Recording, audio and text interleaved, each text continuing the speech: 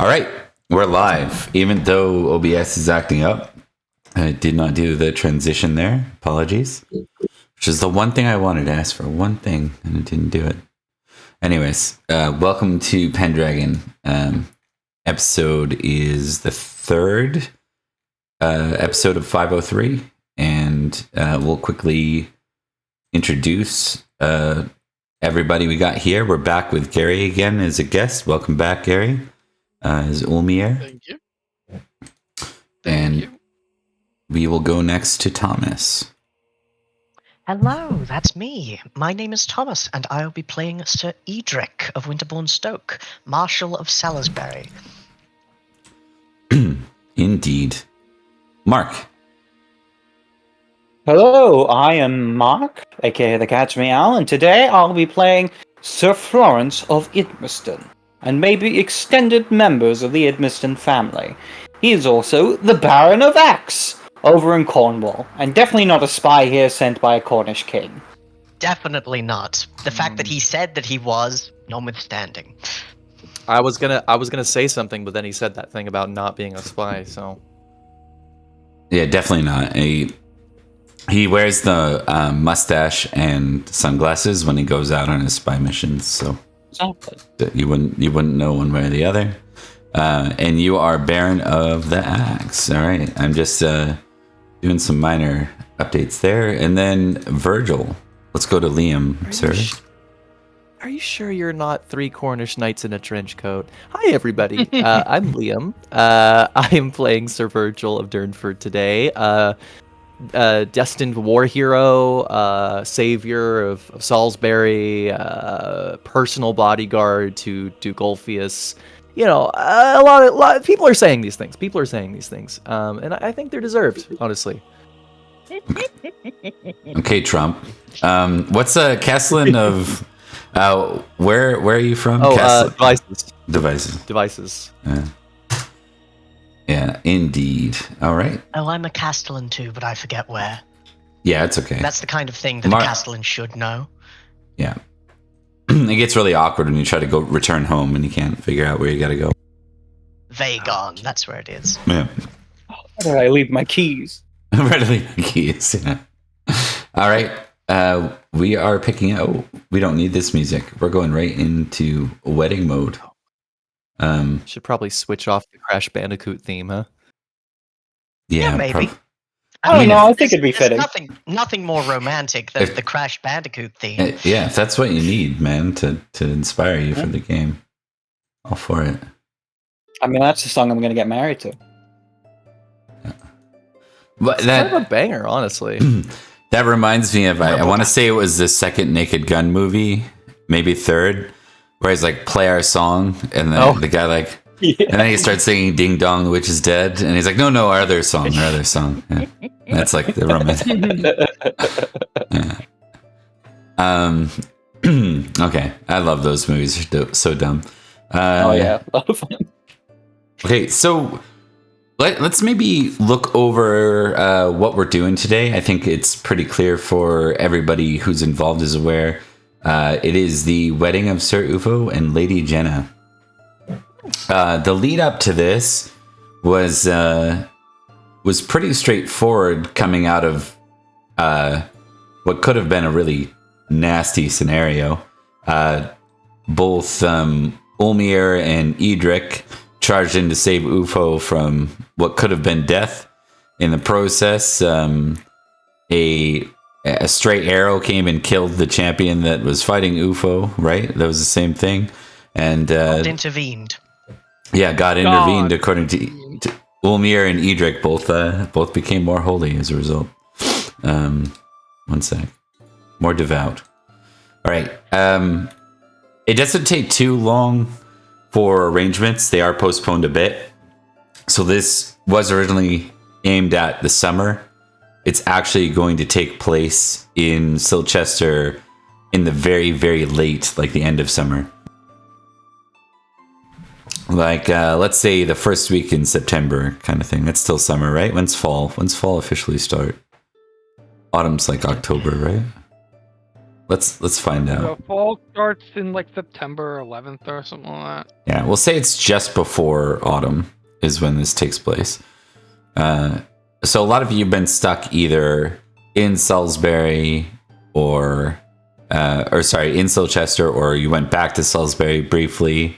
But in general, we're going to kind of fast forward. Is there anything, Florence, Virgil, Edrich, anything the three of you want to do leading into this before we get underway with the ceremonies? Beyond Yes. Edric's... Oh, sorry, you go. No, you first, by all means. Beyond Edric's standard duties and the ones that he has taken up for himself as unofficial spy master, making sure that spies do not spy on Salisbury, there's not too much that he'd do outside of his regular duties. Just making sure that places are guarded with the threat in London right now stopped. I assume the muster has ended and people are going back to their lands. Let's maybe start there. Why don't you all give me, I'll accept an intrigue roll, and I'll give you all a +5 because it's hot news. Hot news. Ooh. Hot off the press. It's mostly talking about news. Very nice. Hot? Oh, That's a 17 in intrigue for your 17. Thank you. That makes sense, and I'll explain why. Should I roll this as well? Yeah, you can go ahead for this one, and Liam as well. I am trying to Intrigue. find my intrigue. There it is. +5. If you got a +5, that would have been a success. Yes. Yeah. I didn't add my +5 to mine. Yeah, so that's a success. Okay. One off a crit, too. So in most of your cases, you're led to be quite confident that London has fallen. There's been no word from London.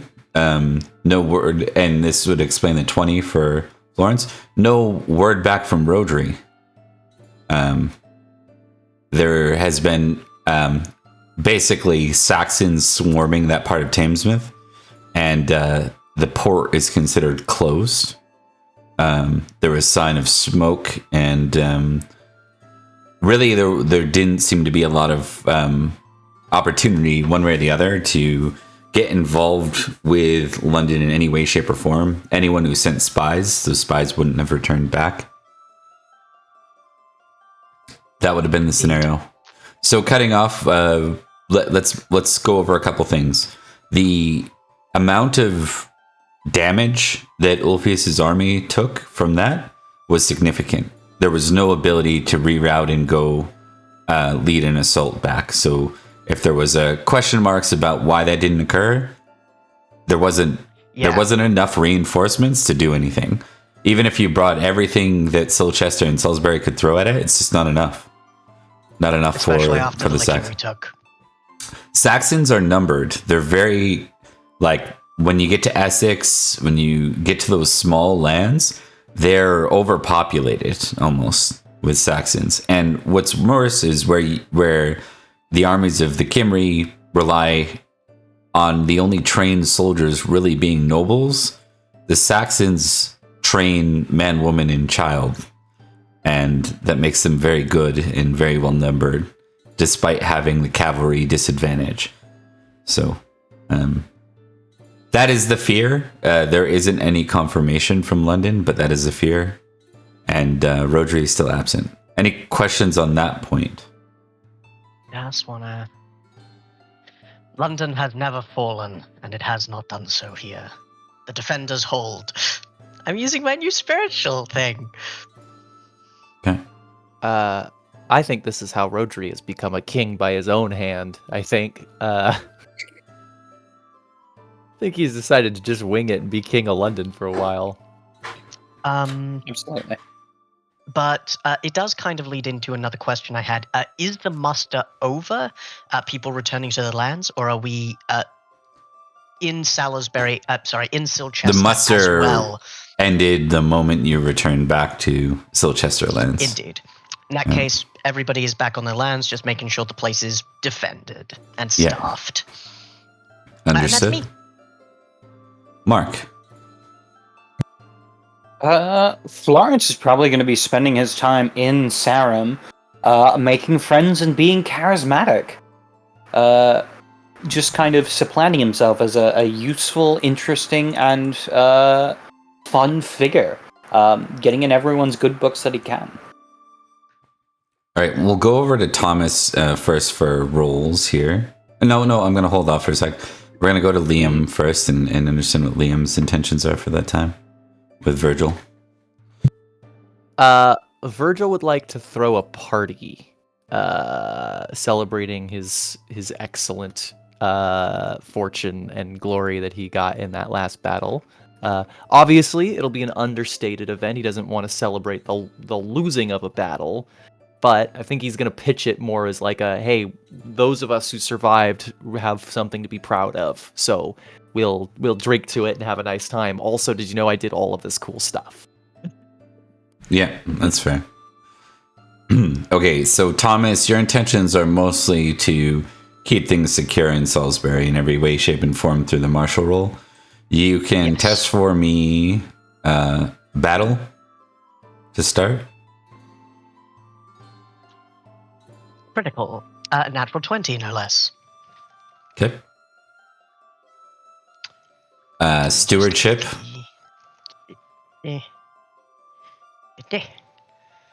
My stewardship is not bad. I am quite a nerdy knight. Success. Okay. And intrigue. Okay. Success. Mark, for Florence, I want you to test intrigue and 2 social skills of your choice. Okay. They will emphasize what you put your attention towards, though. Okay, so we will do intrigue, orate, and courtesy. Actually, hold on. I'm going to do intrigue, orate, and diplomacy, actually. Understood. Intrigue, success.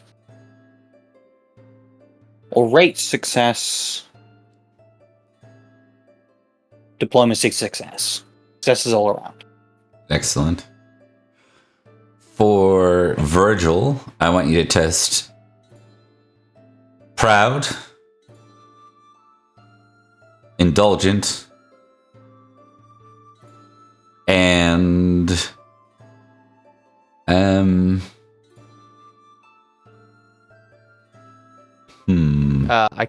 Could I put some wealth down towards it? yeah.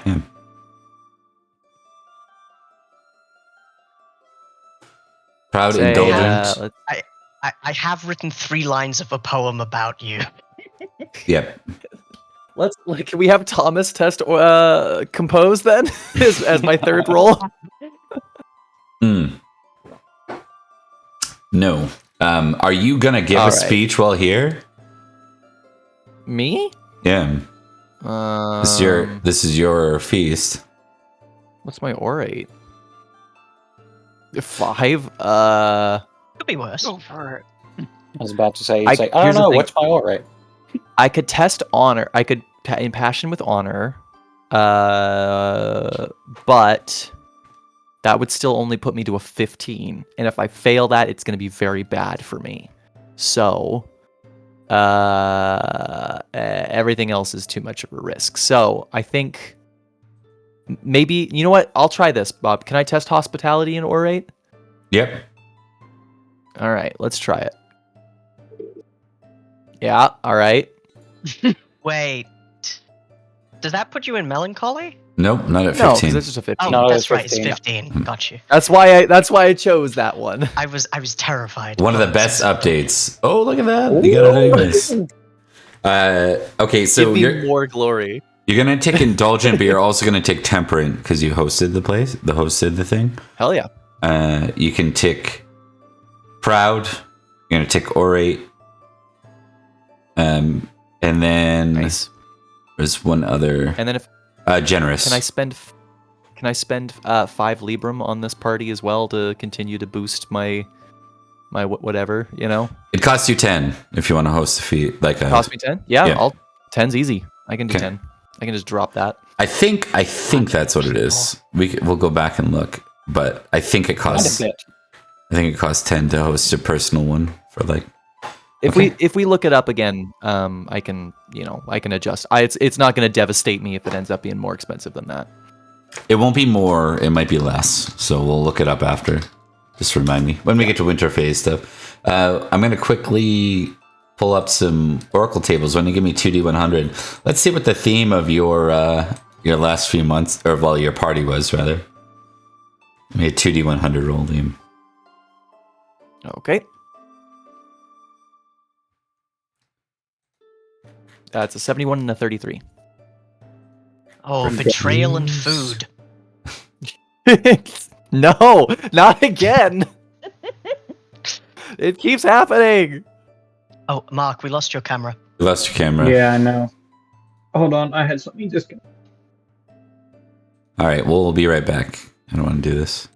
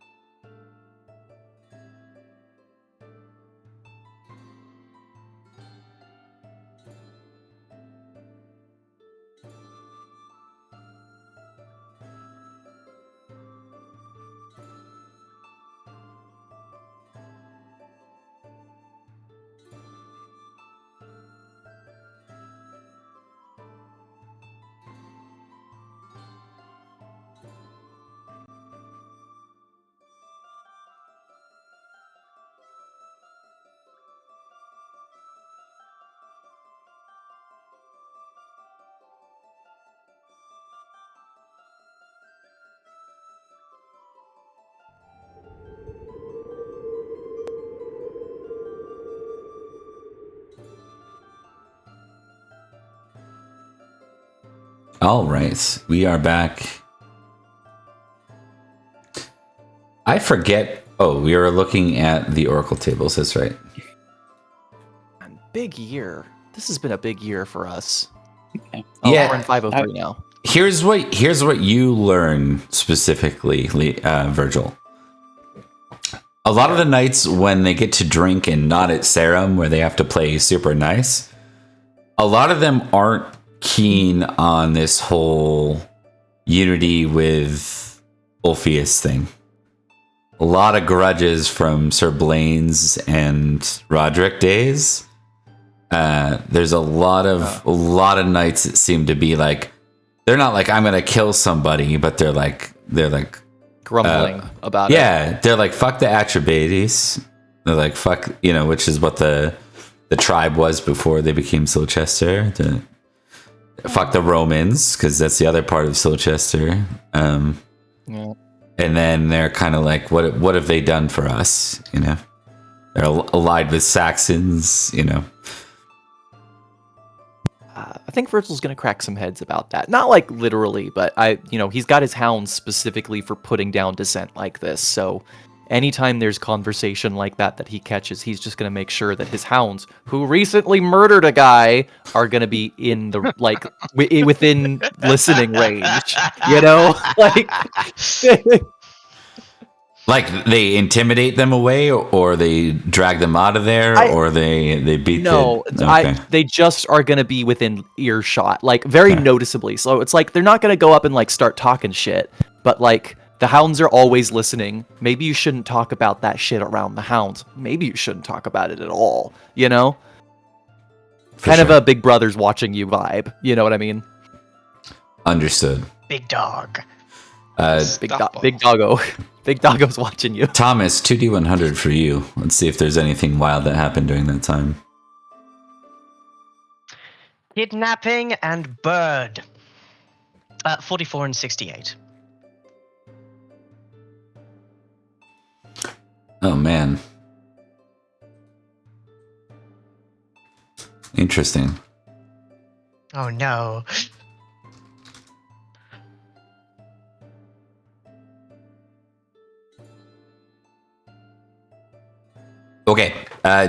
You received news from like some of the knights that live close to the forest. I think this might come through Erwin, who's been assigned Tisbury. Is that what it's called? The one that was created next to the forest? Yes. I don't know if that's Tisbury, but I know the one you're talking about. Yeah, whatever the that one was. next to the late Baron Duax 100. No, Till's Head is what it was called. Till's Head. So Till's Head was created back after you guys ran into the yellow sign all those years ago. Well, not you guys. Your Goratrix and them did. Goratrix has the strangest stories. I don't believe a lick of it. What you hear is for multiple accounts and not specific to one forest or anything, but a lot, some of Salisbury and very few other places in Logres still have pagans. Pagans kind of are a dying breed in Logres, right? There's like 3 or 4 counties, and they're usually like the less populated group. The pagans in Salisbury have been apparently quite abuzz about something big changing. Oh no! Like a portents, yeah. I don't know how much Edrich buys into that, but it's just something that you hear from multiple of your men. Not only did Edrich get quite a bit more spiritual this year, he has always had a phobia of the Fae. He has suspicious Fae 4 as a directed trait. He is wary. Not wary enough to, like, religious inquisition stuff, but there's definitely in the back of his mind, what could these signs indicate? What are they? I'm not going to talk to a hedge witch about it, but I need to know. Kind of thing. Yep. All right. And then lastly, Mark, we're going to get 2D100 from you. All right. 12 and 83. 12 and Instant 83. and death. I hate drawing that. Okay. That's something we'll leave for later. But I'll get back to it. Oh, boy. Okay, with that, I think we're ready to carry on with the feast. Thanks, Gary, for waiting through that. And the wedding proper. Does anyone want to do anything with the actual ceremony to disrupt it or add any specifics to it? Ooh. Anyone disrupts it, they're getting thrown out and or dying. Hounds will be present specifically to work security, and they will be asked to watch the people who have been heard be in dissenters. For his part, Edrich is loyal servant of Salisbury and of the Count Robert, the bride's brother. Oh, Robert. So he's going to be doing all that is proper and all that is right. Not disruptive at all. If anything... No, I'm not liquid enough to give a gift, and I don't think I have to. What about Florence? I'm assuming you're going to be at the wedding. Oh, absolutely. Let's see. Yeah, he'll give a gift. Something worth around 10 librum.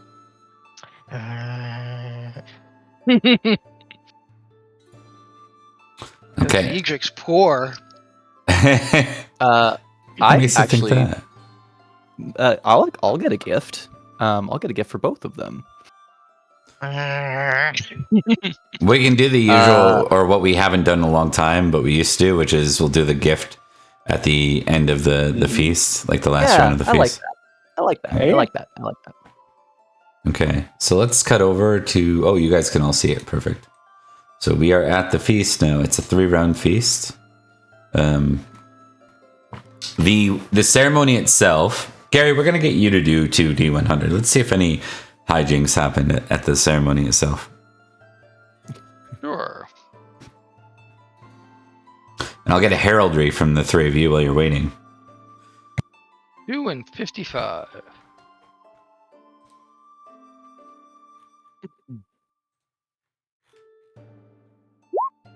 I've never learned semaphore. I can't read flag. Florence knows everything about flags, especially red ones. Who now with the wet wait? Heraldry roll. No, I don't know what that is. Indeed. So, Florence, you're the first to realize that King Aele and his son, Prince Kellen, or Aethelwulf Kellen. A Saxon king came here. Yep. Man, Well, they are allies. that's the one I don't care about. And a lot of Out people curiosity, aren't happy about this. Where's this Most people taking haven't recognized. place? Yeah. Where's this taking Silchester. place? Is this taking place in Silchester? Okay, good to know. Yeah. For this wedding particularly, I think it'll be Silchester, the city, the Roman city, Civitas. Yeah. Even though that's not Ulfius' seat. Ulfius' seat is in Berwick. The table's lined with guests familiar and unfamiliar, including the Saxons. I think it's not till the actual feast itself that this is recognized. Gary, did you roll those rolls? I might have missed it. I did. 2 and 55. It was a 2 and a 55. Oh yeah, that's right. Okay, I did look at that. One thing that happened is that the priest fainted during the ceremony, and Okay. they looked him over, and apparently he was like running a high fever, and they brought him out. So someone else had to step in and do the ceremony. So it was a little awkward, but otherwise it went off without a hitch. Anyone famously bad suspicious? Yeah. Yes, enormously bad portent, and also if the replacement priest is not known to the castle, they're an assassin. Yeah. Remind me again, what is Edric's suspicious? Edric's suspicious is 13. Okay. That That's not should be higher. Yeah, that's not unusually high. I think we're seeing some of Thomas's suspicious coming into this here. Virgil succeeded on his suspicious. Should I test trusting as well to see if it's higher, or can we just roll with that? I'll place a hound on that priest. Just testing. Just test the one. Oh, I misunderstood what you said. Yeah, no, that's good. still though. I think that's better, honestly. Yeah. Ah, it's a shame. Uh-oh. I don't like that, Bob. Bob's sitting there like, oh, no, I think it's better if you're not watching the priest, actually. Yeah, it'll be fine. 1 sec. Okay. As we move into this, I'm going to get Gary. Give me a D20 roll, please.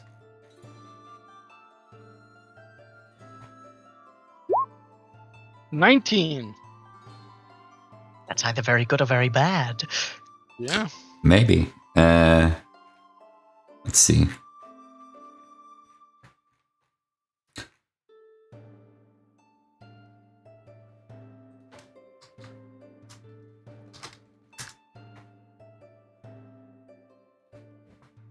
Florence, give me a D20 roll. Oh, hold on. There we go. 12. All right. And then I will give you all an intrigue roll to see if you're picking up on this. Oh, fumble.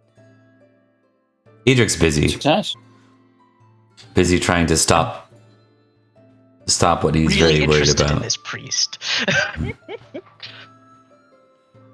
And Liam as well with the intrigue. I clicked it, but it did not work for some reason. There we go. Okay. Success. There is a bit of a whisper campaign going around on Sir Florence right now. Apparently he is being called a liar. Sir Florence a liar. Yeah. I see no problem Well, with I'd this. never. Everyone else hears it like, no, that's probably true. Yeah. Oh Uh, man, it's a really shitty time in Anarchy when you can just go around saying true stuff like that and not expect to get any recourse. Yeah.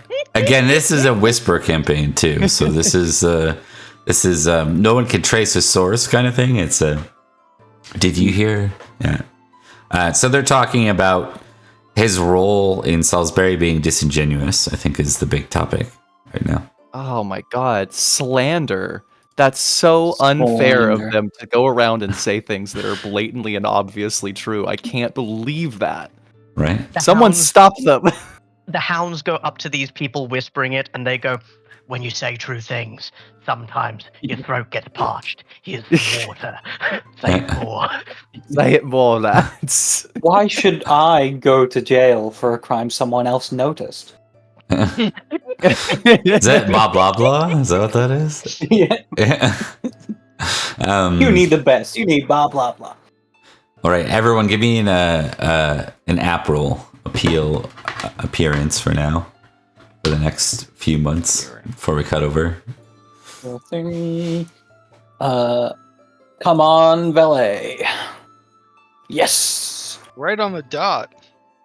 I got a +1 for my valet, and I got a +1 for my jewelry.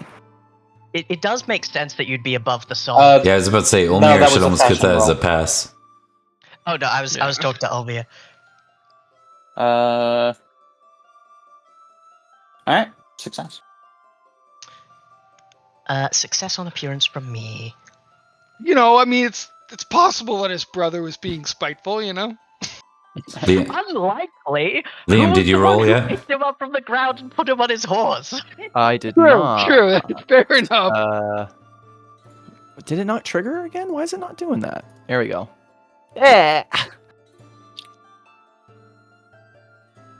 will ward away the difficulties. All right. So, standard feast rules: you can gossip, you can be temperate and make sure everything's looked after. You can be indulgent, drink and make merry. You can flirt. You can romance. You can play games like backgammon. You can. I'm stoked because Pull my mistress cards, is not but- here. Yeah, Well, so yes, I'm wouldn't good. they? I'm safe. Olmir cannot pull cards actually because he's above the soul. Olmir, you're here amongst many. You know that the party from Sussex is present. You know, I'll just kind of go through the list of people for you from the Silchester side. Do you know? You know Sir Brassius, the Baron of Thornbrush, and his son, Sir Salados. Their ward, Lady Ingwin. Kibno's not here. I'm not sure why he's in there. And then Gwagon, who is the new steward of Leccomagus.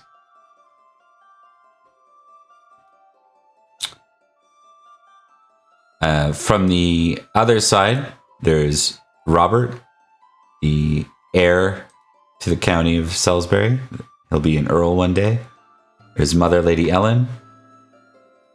The bride, of course, is Lady Jenna, Robert's sister.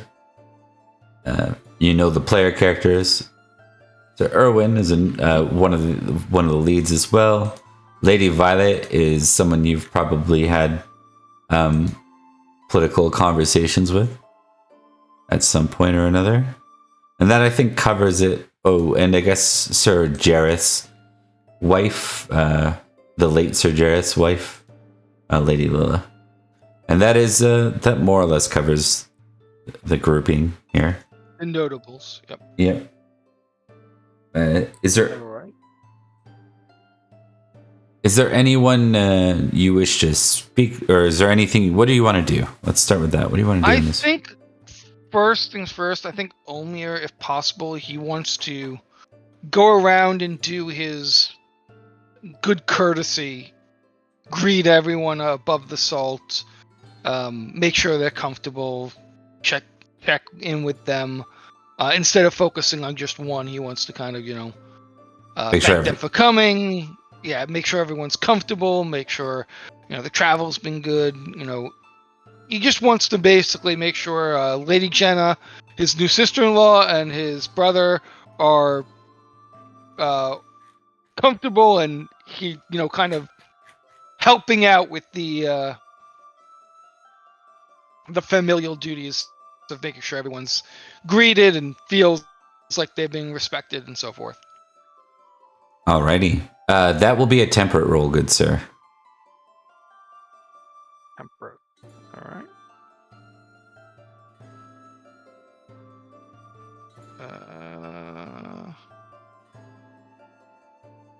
Okay, failure just indicates for temperate that, there's nothing that stands out one way or the other. So it's, you do that, you play the part. No one sings your praises for it. No one's offended by it or anything. You don't make any missteps.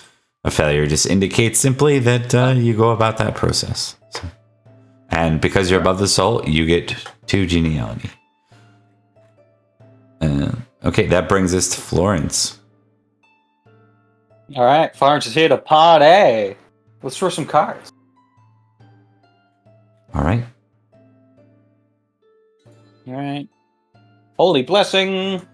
Oh, sage advice. Looks like it's probably going to be a host card then. Ooh, a lady in you. And finally, awkward conversation. Well, these two are out because these two are host cards. Yep, that's true. Host seeks your counsel about some problem with another knight or lord, or an important lady spends time conversating with you. You know what? I'm going to choose a lady in you. What shocker. I know. Blown away by that. Which To the surprise of everyone. bastard. Yeah, I don't know, which lady is it, Bob? Realistically, it's going to be Lady Ellen. I mean, with where we've been with this, yeah. So, yeah. So, I think it's just going to be... I don't think it's going to be any particular topic. She just ends up sort of filtering naturally, moving towards Florence, gravitating towards Florence.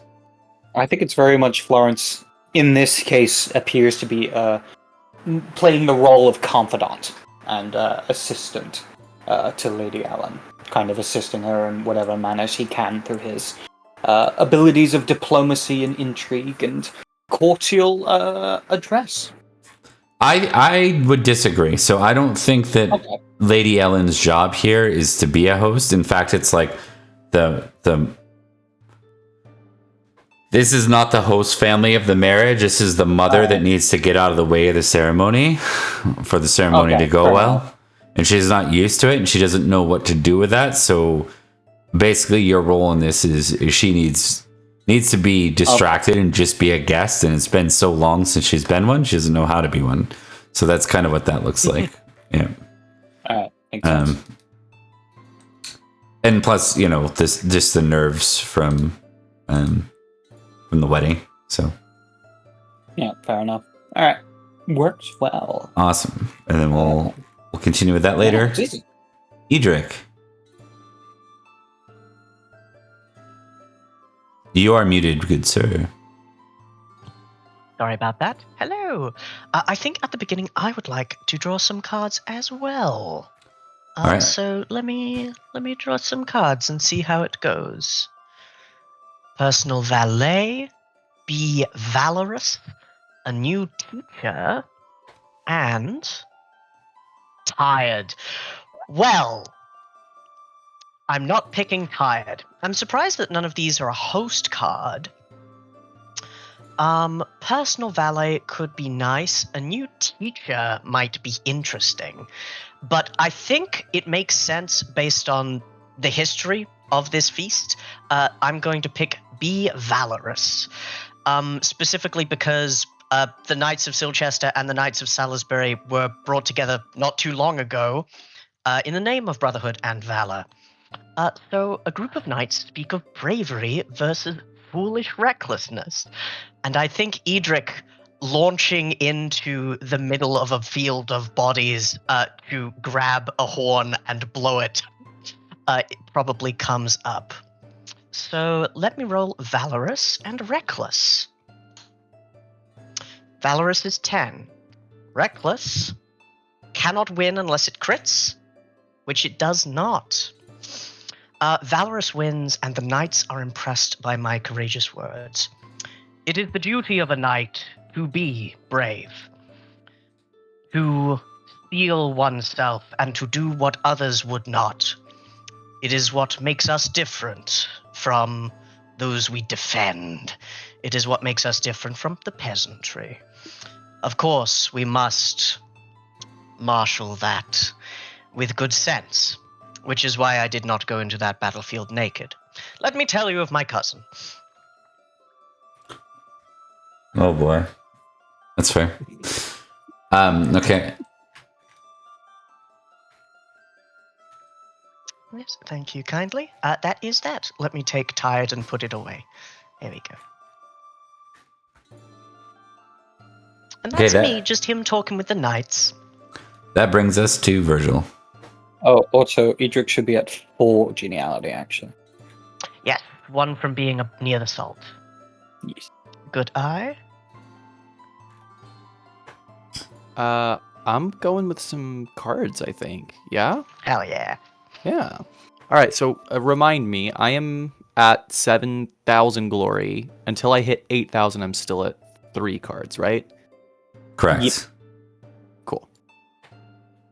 I might hit that 8,000 this year, actually. Nice. Oh, there's Oscar.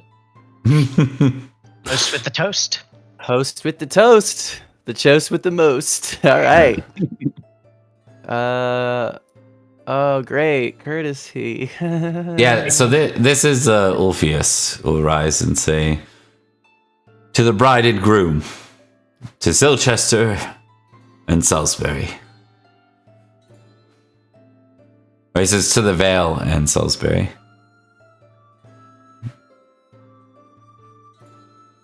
May their bond ever strengthen. Oh, actually, that would have been higher. Geniality. Oh, that would have been higher, too. Wish I had some geniality.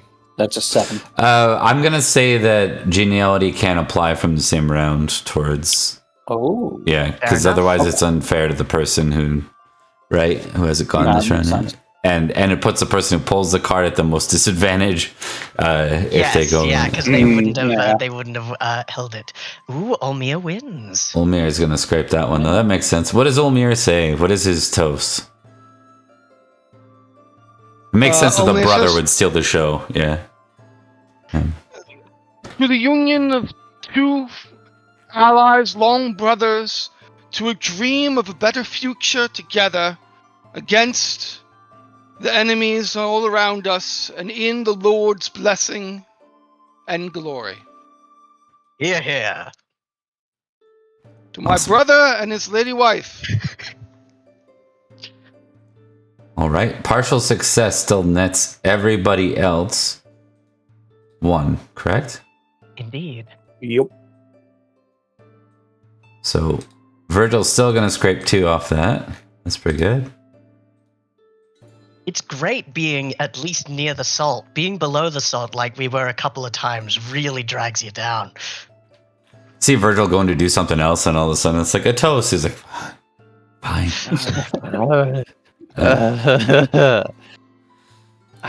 I burnt all of my brain power on one good speech the other week. I can't keep doing this. Scientists have allowed him to form one thought. Between rounds, Virgil, you turn and all of a sudden you see this Saxon. I'm sure you've met Kellen before, but you turn to see Virgil. As you turn, you see a Saxon Prince Aethelling before you.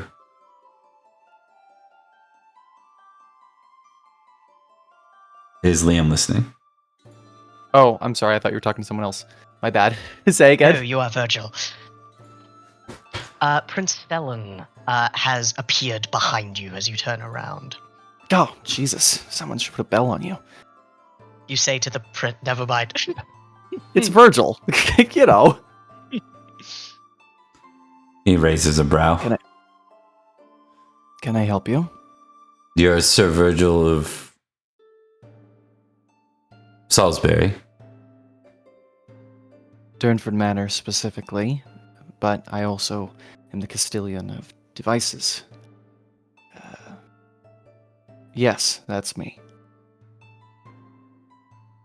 I've heard from the other Saxon Aethelings that you like to go and make a point by standing and introducing yourself to them. I thought it would save you the effort. Oh, you're there, Saxon. Yes, sorry. It's been a difficult couple of years for me. I didn't recognize you. He nods to you, and with that, he'll reach for a drink and then continue on. What were the feast? Fat cape and... Yeah. Admittedly, normally my strategy is to get a feel of what kind of person the Saxons that are involved in our politics are like, and usually I tell them that I look forward to killing them someday on the battlefield. They seem to respect that. But you, it's a little different, because you are already an ally here. I frankly don't have anything to say to you. No offense intended. He says, "Make no mistake. My father is an ally to Ulfius, not to Salisbury."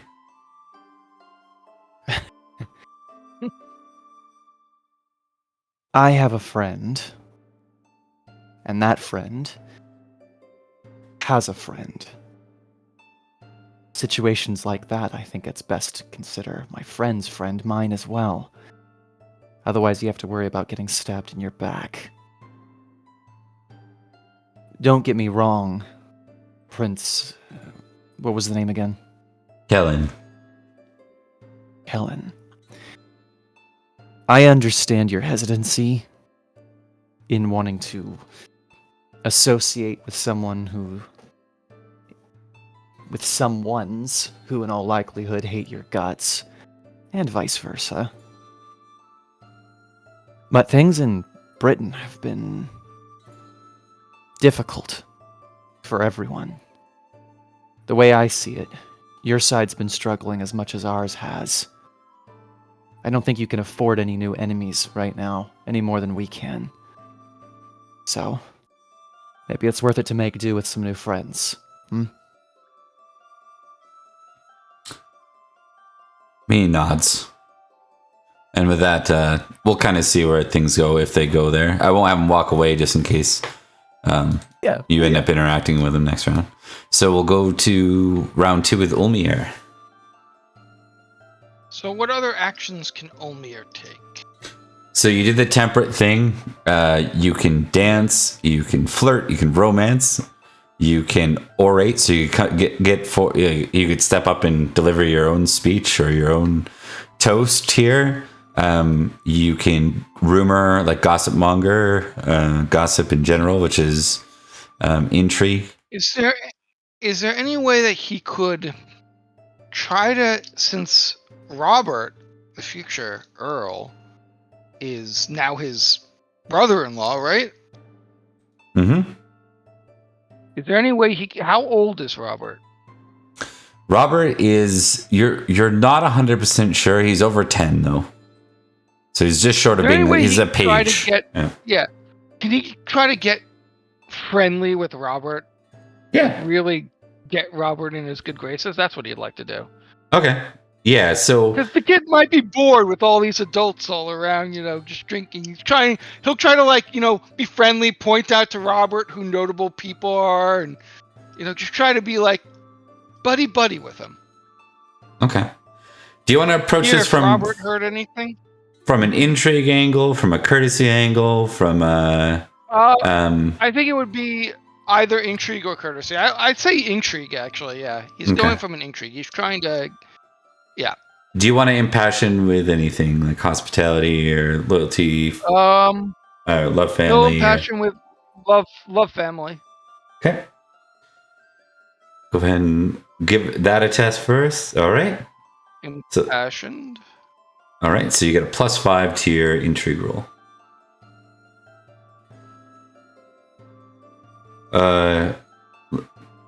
Thomas, you're muted. That's probably why I didn't hear that. But yeah, you're right. I think you're going to say that is. It would have actually been higher than that, but you still crit, so it doesn't matter. You got another Yes, +4. what I was going to say is plus geniality, but yeah, you got it. Yep. Yes, it seems to be you two are hitting off great, and actually, Yeah, he's got his arm over his shoulder. He's pointing out who are people of this person's that's Sir Virgil. He was quite impressive on the battlefield. That's the Baron. Oh, he has a lot of positive things to say about Virgil when you mentioned him. Okay. Yeah. Yeah. Yeah. The one trait you pick up from this boy that's probably surprising given how boyish he kind of looks is there's a couple of things. You notice that he's very bold and brave, a bit. He speaks his mind a bit too. You don't get the impression. He seems kind of of the mindset that might makes right a bit is kind of the mentality he has, right? Mm-hmm. So he's a bit arbitrary that way too, and he definitely is not as religious or pious. He's a little bit more worldly for whatever an 11-year-old boy can be worldly at, but you get the point. Yep. And he can't wait for Silchester and Salisbury to pay back the Saxons for what just happened this year, even though he couldn't participate. Which he's not happy that he couldn't participate either.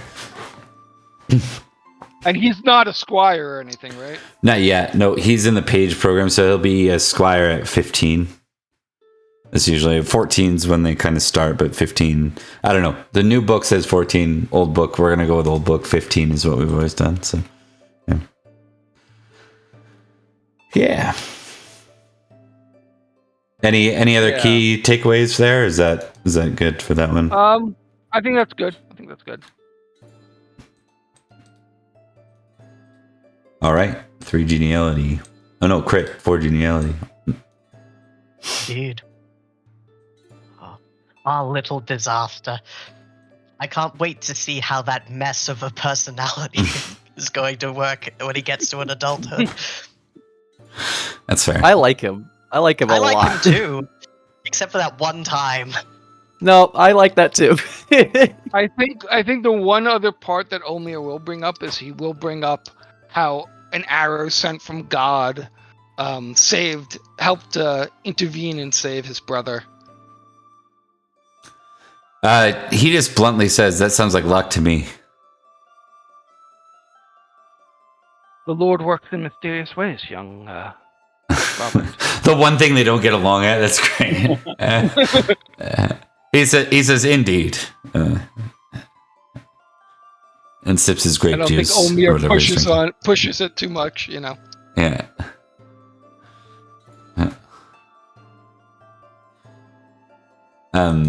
All right, that brings it to Florence for round 2.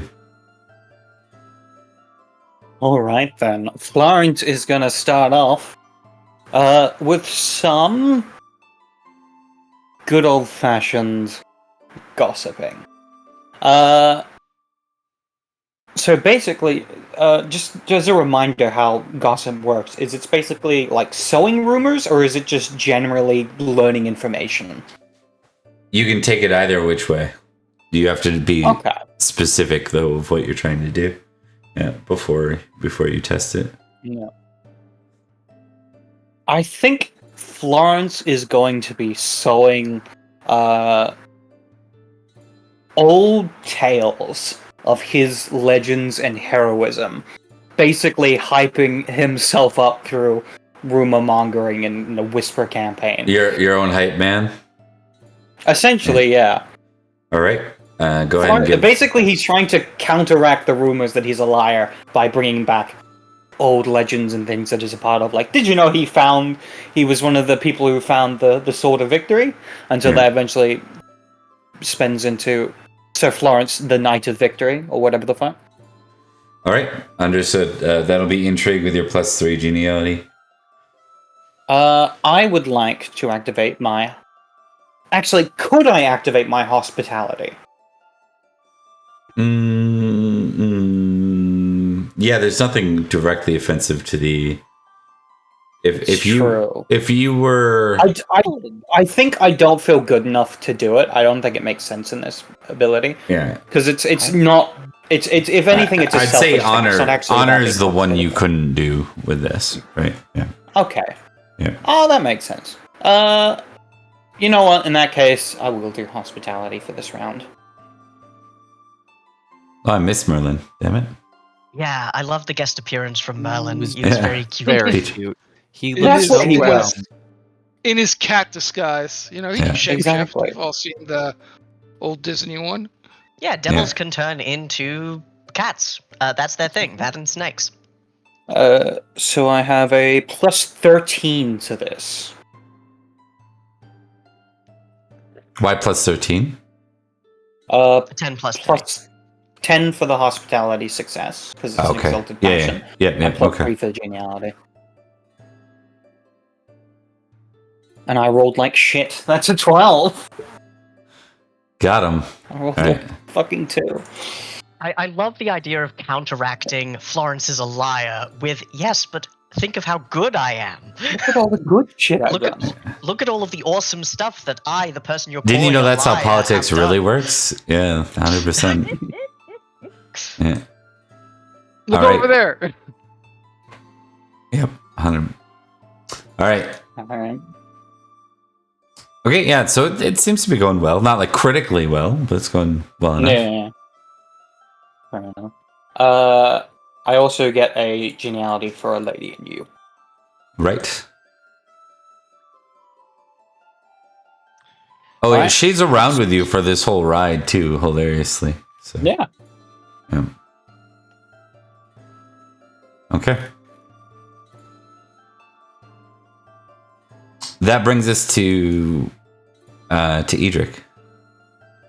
Me.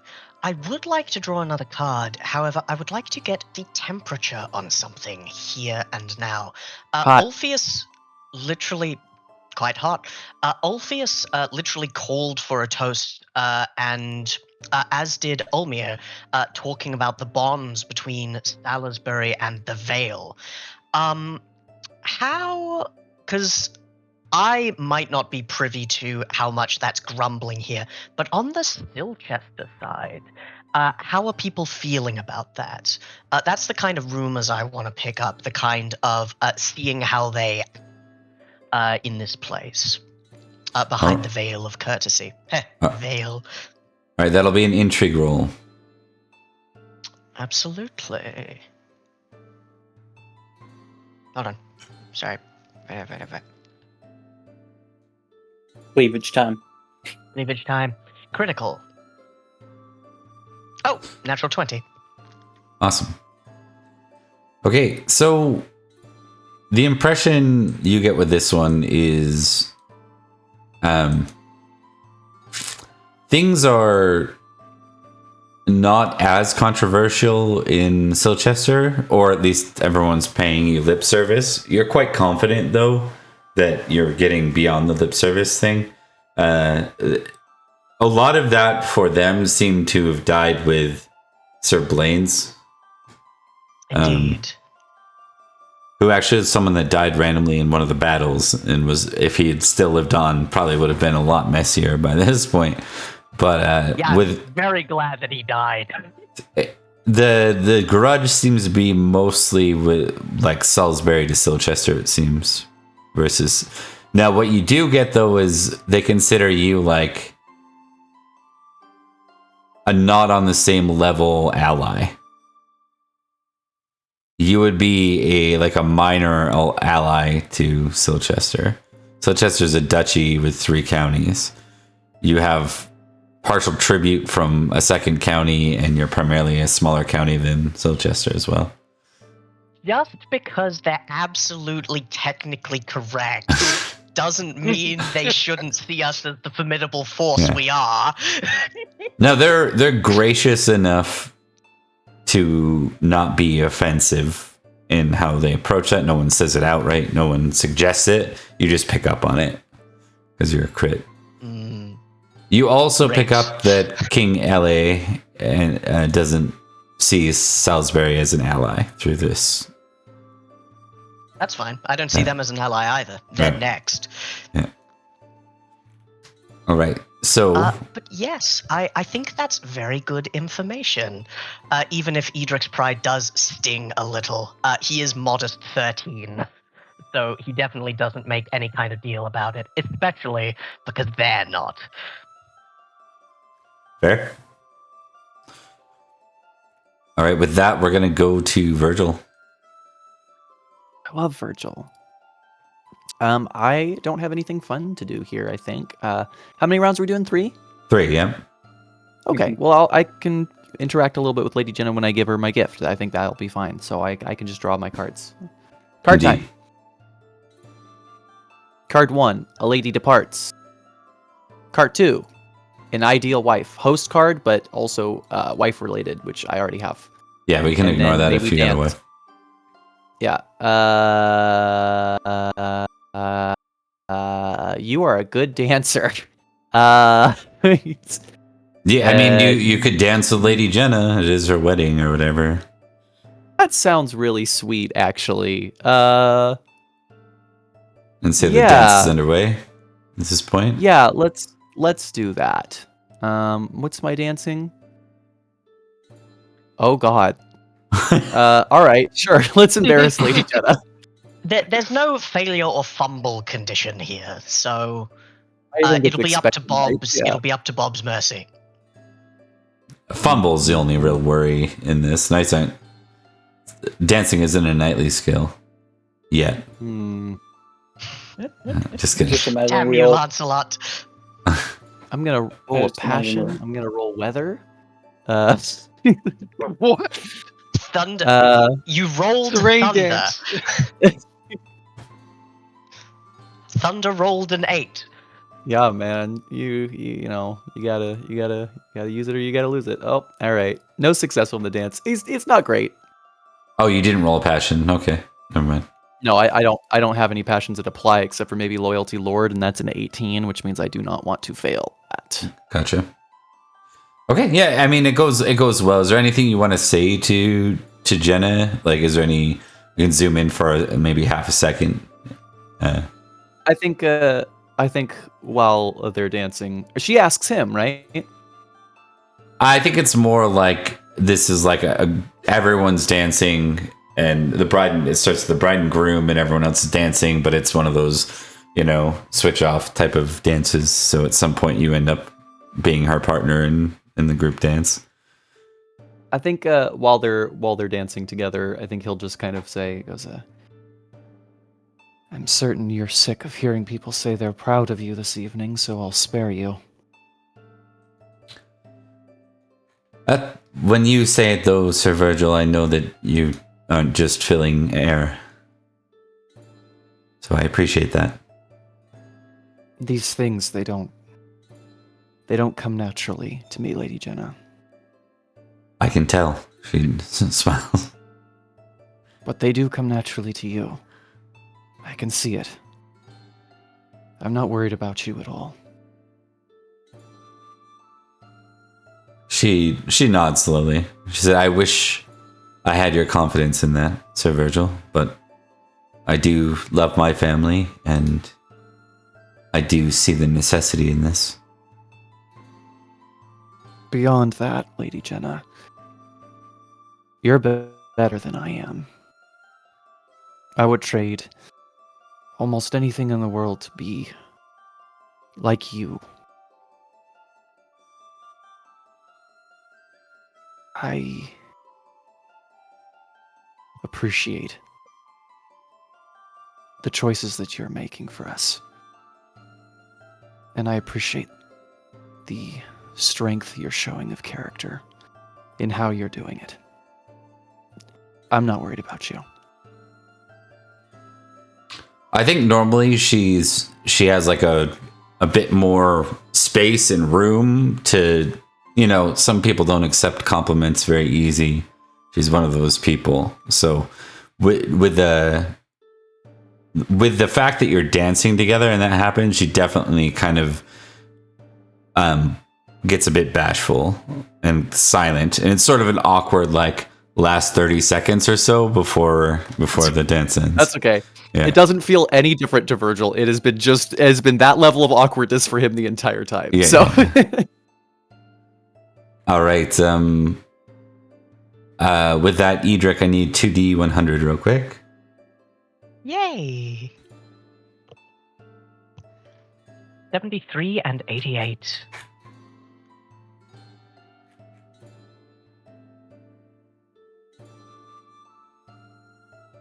Okay. One of your scouts approaches. Good evening, or at least I hope it is good. You have news to report. Sir Sizzle. Sizzled. Yeah. He nods. He says, I ride from the North Station, Sir Edrich. I wish to report that Nanteleod has engaged with Malahut. Malahut invades Lindsay once more. Malahut. I see. This could be the start of something quite dire indeed. Thank you for bringing me this news. But so long as the Titans clash. Malahut is, that's the land of the Centurion King, yeah? Yep. Centurion King, north of Lindsay. The ones who allied with the Saxons, Octanioso, when they came down to Albans. So Yeah. Malahut and Nanteleod fighting is like the third best thing to happen, so it's still pretty good. That's fine. He will say, "Thank you, Sizild. While you are here, make use of the food. There are heraldic emblems in meat jelly. I shall report this to my earl." He says, "Oh, my favorite." Yeah. Right. Okay, interesting.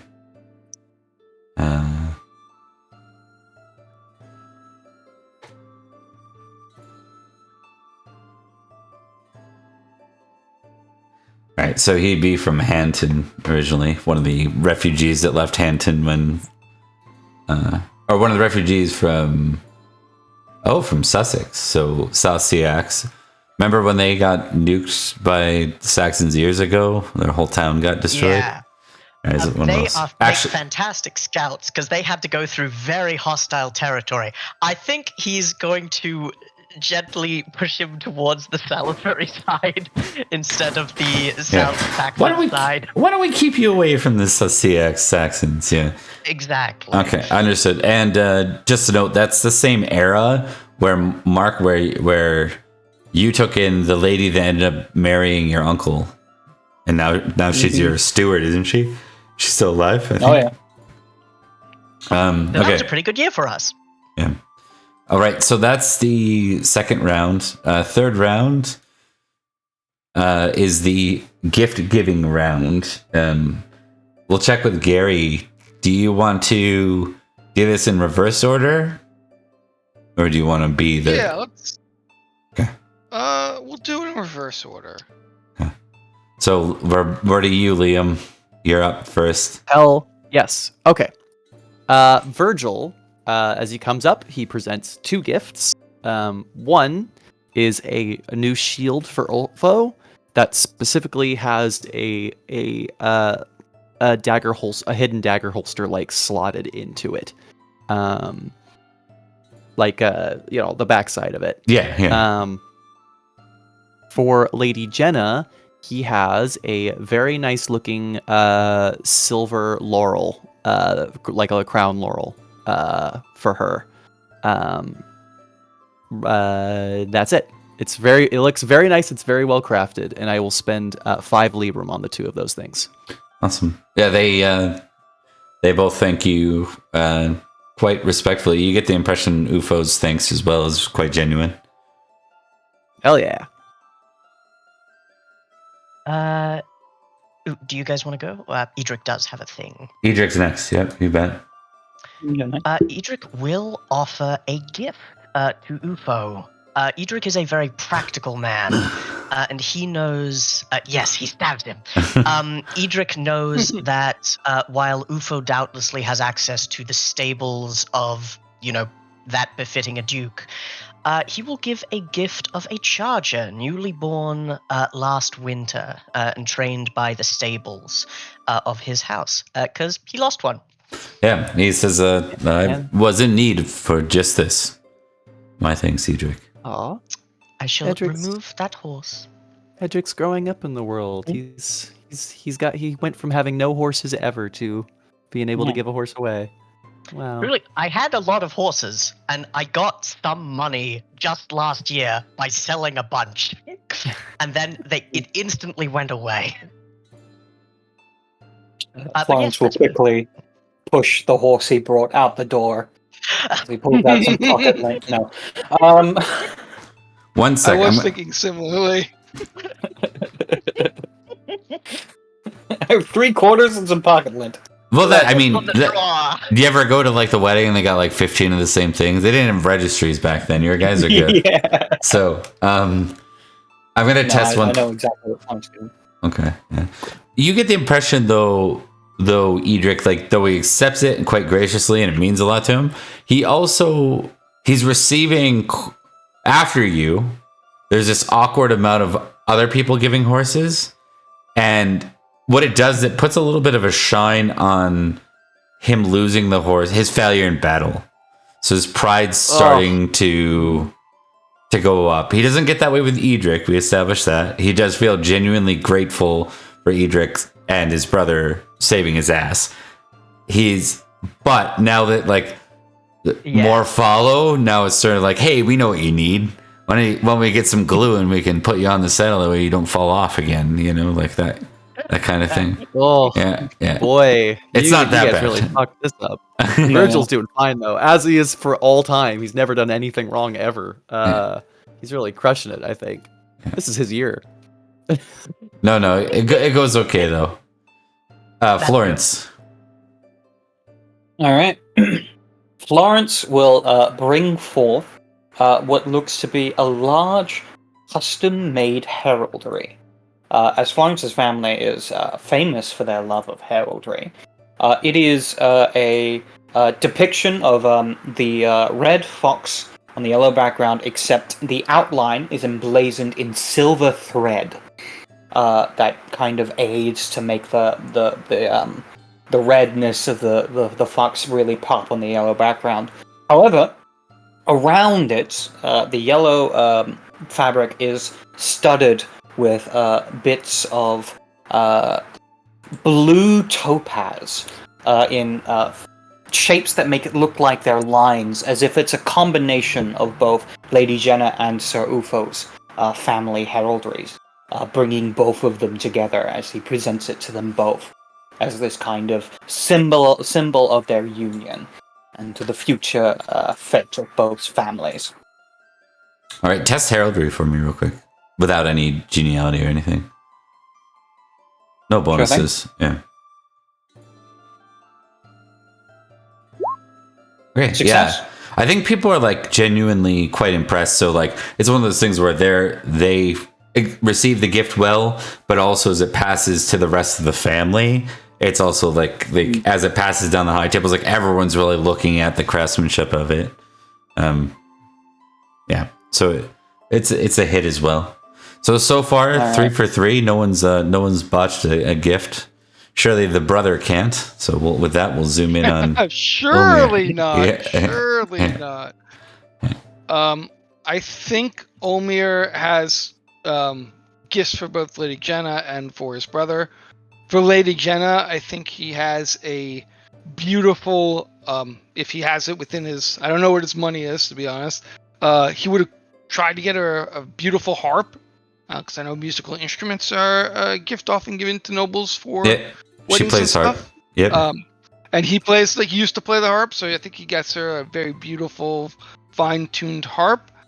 And for his brother, he gets a casing of spices and anointing spices like myrrh and things like that, as well as a golden circlet to commemorate him being the firstborn son and his marriage and things along those lines. Perhaps it has a hidden meaning, but that's what he gets him. Is there any slight in the hidden meaning? No, it's Yeah. more of a let's elevate our family sort of intent. Awesome.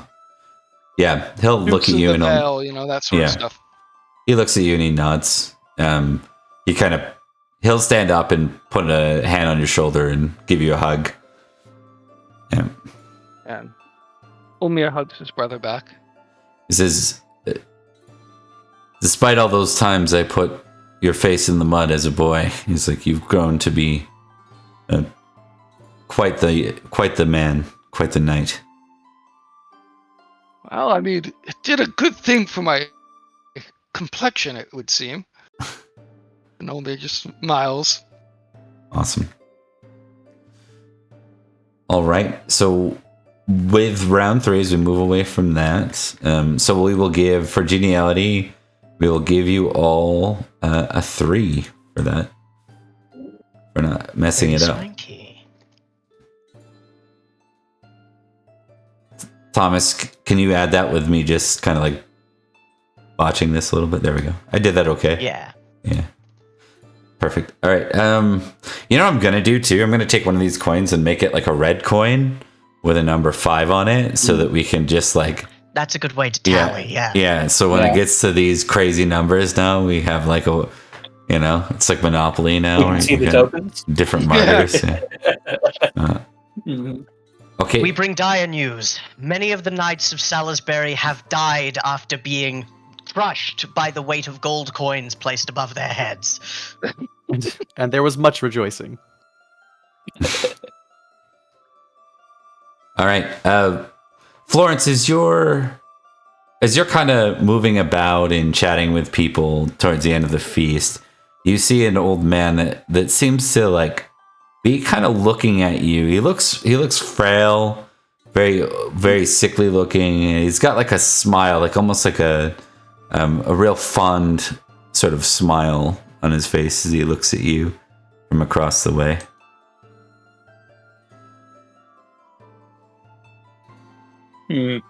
I think Florence.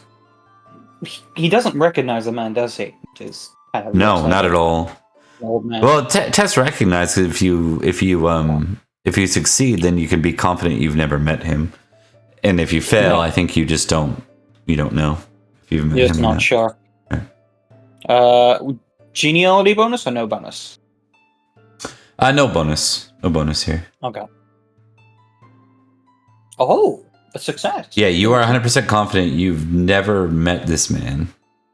Though, like, I don't know, there's some kind of weird, like, maybe like a childhood memory. Mhm. Like, you know, like before the ages where you really remember things proper. Yeah. I think then, out of curiosity, Florence would approach him, assuming he was someone that either, his mother's side of the family knew, because they were from Silchester originally. Yeah, Ellen will follow because she's been alongside you the whole time.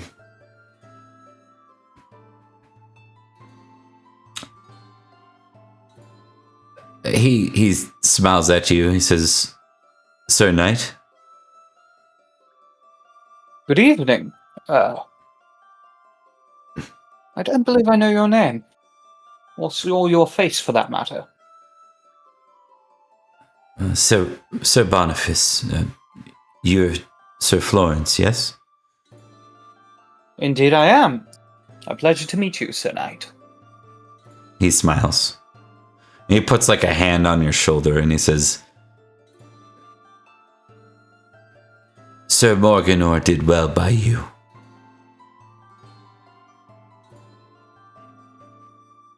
Thank you.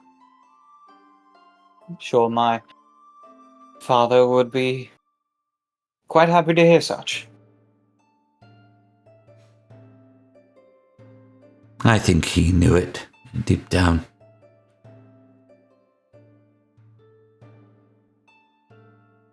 Yes.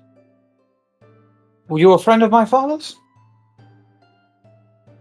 We fought together for a time. And Vortimer's rebels we were. Ah, yes. I remember hearing the stories my mother would tell of him and what he accomplished. I'm sure he would have really liked to meet you. And with that he says, I'm glad to see you are well, and Lady Ellen nods, and she doesn't know him, so... Or actually, yeah, because she spent some time in Silchester, so she would nod back to him.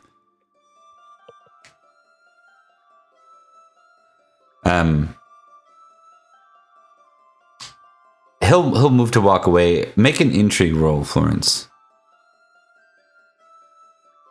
I think I have an idea what this might be. That complicates things. A 6. Success. Okay. Well, that works.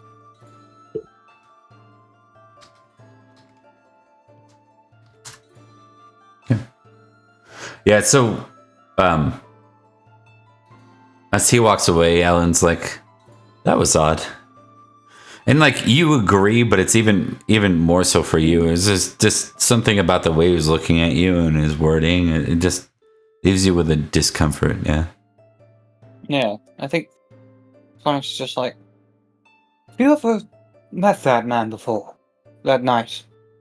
Oh, yes, he's been around Silchester for some time. Retired mostly for the last while. I see.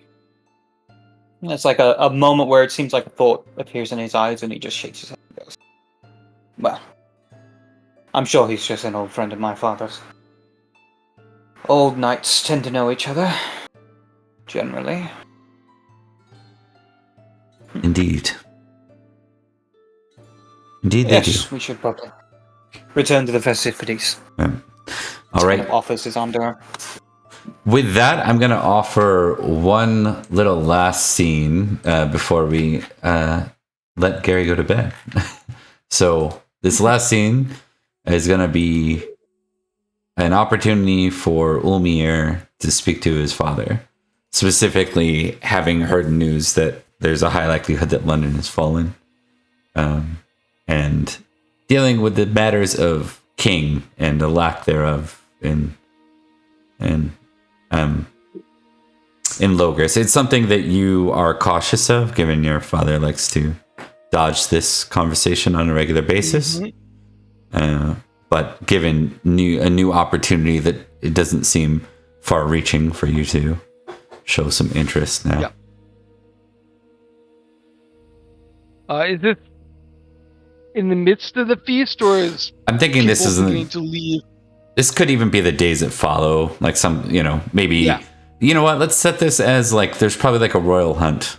In fact, the three of you as players, you can test falconry or hunting, just one of them, and if you get a success in it, then you get a tick in it. But while that's happening, Gary, we can do the narrative here. Yep. Do you want to be hunting with Ulfius or falconing with Ulfius at this time? he's about equal with both? So we'll say falconry. You don't even have to test it, but you can if you want. Yeah. Might as well test it, because you might get if you get a tick in it, you might be able to go up in it. So, okay. Nope. Ulfius is a bit better at it than you. He's good. Yeah, I haven't had much time to practice falconry. But he's usually more using it as an excuse to speak with his father. Mm-hmm. He says, it comes with age, my boy. As our bodies begin to fail us, we must find new endeavors to put our time into. There is a matter of some import that I wish to put to you. It speaks of bodies and endeavors, but that reach far beyond falconry. You saw how joyous and loved both the Lady Jenna and Uther were at that feast. The union of Salisbury and Silchester, the Vale. Indeed. I did. And yet, with London's fall and every Saxon who carves out a piece of land, naming themselves a king, pretenders to the north, I do not understand why you have not stepped in to the place that Uther left absent. Most respect you, love you, honor you. And it would seem they would do the same for your son, for Uther.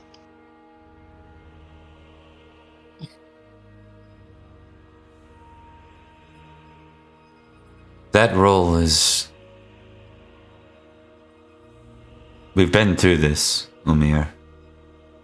There will be a king in Logres.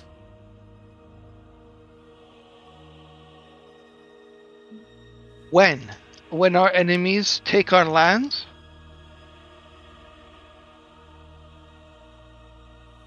Sometimes faith takes patience. But God does not give to those who are unwilling to take steps to ensure their future.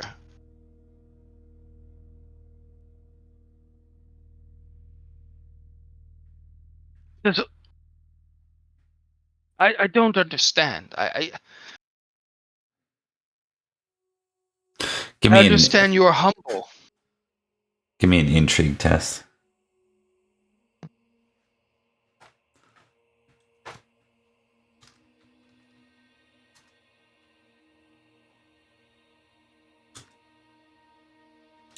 Once again, there's just something that he's evading in the conversation. Something you get the impression he knows something you don't, and he just never ever talks about it. I think Olmir's gonna take it personally and says, "Is this because I failed the prince? You will not tell me? Of course not, my Did boy. I stain our reputation?" What happened to Madoc was no fault of yours. We're lucky we still have you among us.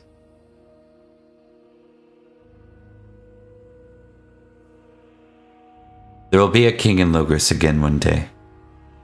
It is not for mine and mine blood to have.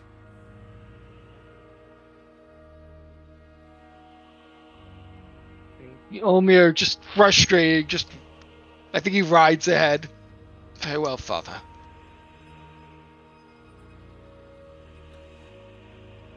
He nods to you, and there's like a scene. As the scene kind of closes, it kind of zooms in on Ulfius, and there's sort of like a frown after Olmir leaves, clearly like holding back but not wanting to disappoint his own son.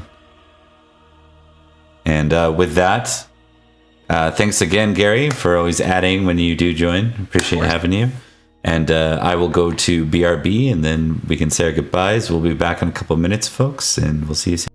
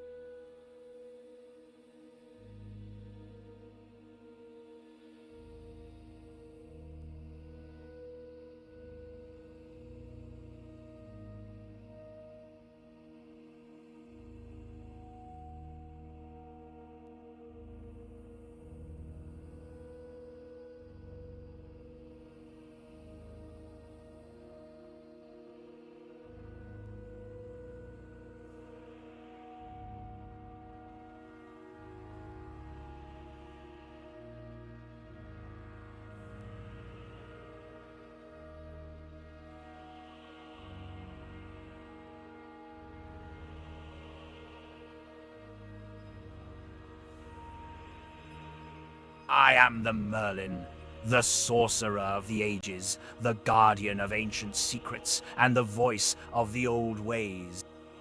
Do you think that the stones of Rome, with all their grandeur and might, could blind my sight? Do you believe that because I stand beneath foreign skies, far from the mist-covered hills of our sacred isle, that I am not attuned to the whispers of the wind, the songs of the earth, and the cries of the spirits? Foolish! My eyes see beyond the limits of mortal men, beyond the walls of Rome, beyond the seas that separate us. Time and distance are mere trifles to me. Let me show you just how far I can see, and you will understand the true extent of my power. Look around you and see the world as it truly is. But before we can talk of what is, we must first talk about what was. All things that are to occur have origins that birth them. Britain's fate has turned sharply over the past century. Constantine brought peace and knighthood to the land, but he was slain by the treachery of Vortigern. This led to Vortigern's rise and the Saxon threat, as the Saxons saw an opportunity to invade and conquer the land. Vortigern's tyranny sparked a rebellion, and Aurelius Ambrosius restored order, introducing feudalism and knightly warfare. Uther's lust for all that was not his fractured the realm, leaving Britain in chaos and vulnerable to Saxon conquest. The Saxons have seen an opportunity to invade and conquer the land, and they have taken advantage of the situation. It is not just the Saxons who have their eyes on the fractured kingdom of Logres. There are many great warlords who would take advantage of this time of anarchy. Cerdic, the last living son of Vortigern Tyrannus, not of his first wife, but the Saxon Rowena. He is more Saxon invader than person of Britain, and for that the people of this land will reject him.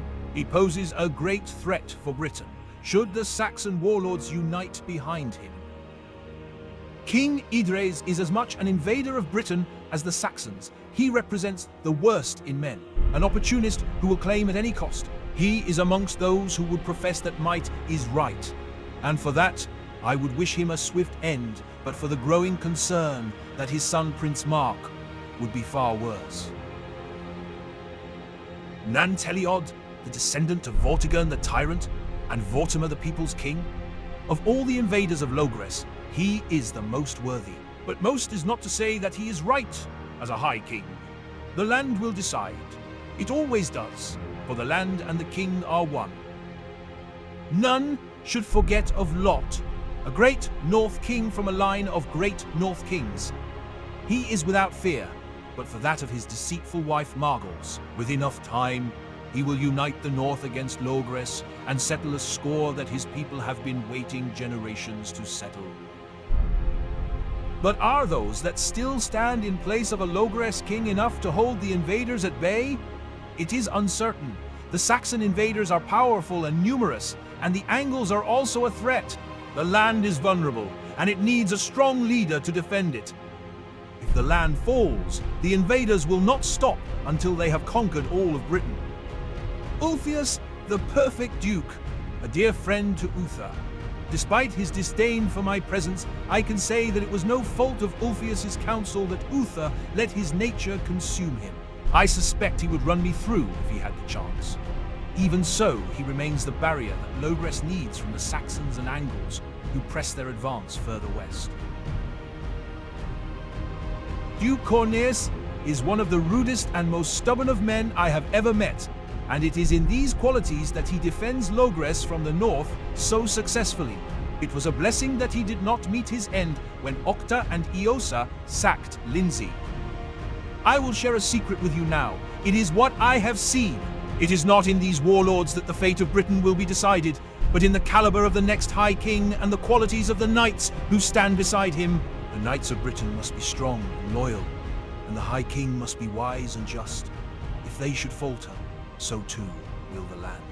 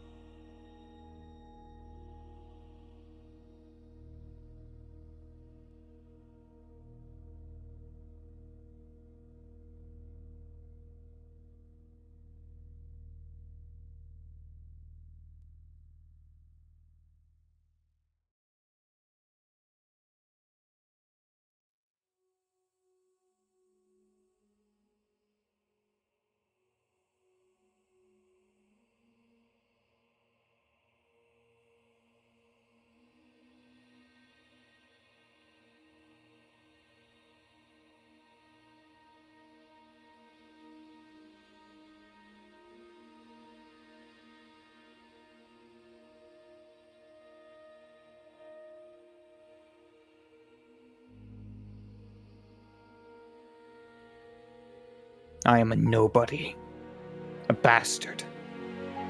And I will make sure that I will create no bastard by my name. Because I, for better or for worse, whether I like it or not, I am no longer a maiden. I am a knight, and I hold true to that. You protected more than that. You stood by me when others might have let my mistakes be all I really was. You helped me. You saved me. And I'm sorry I couldn't repay that favor 10 times over. I find it offensive that they do not consider my father the clear and rightful heir.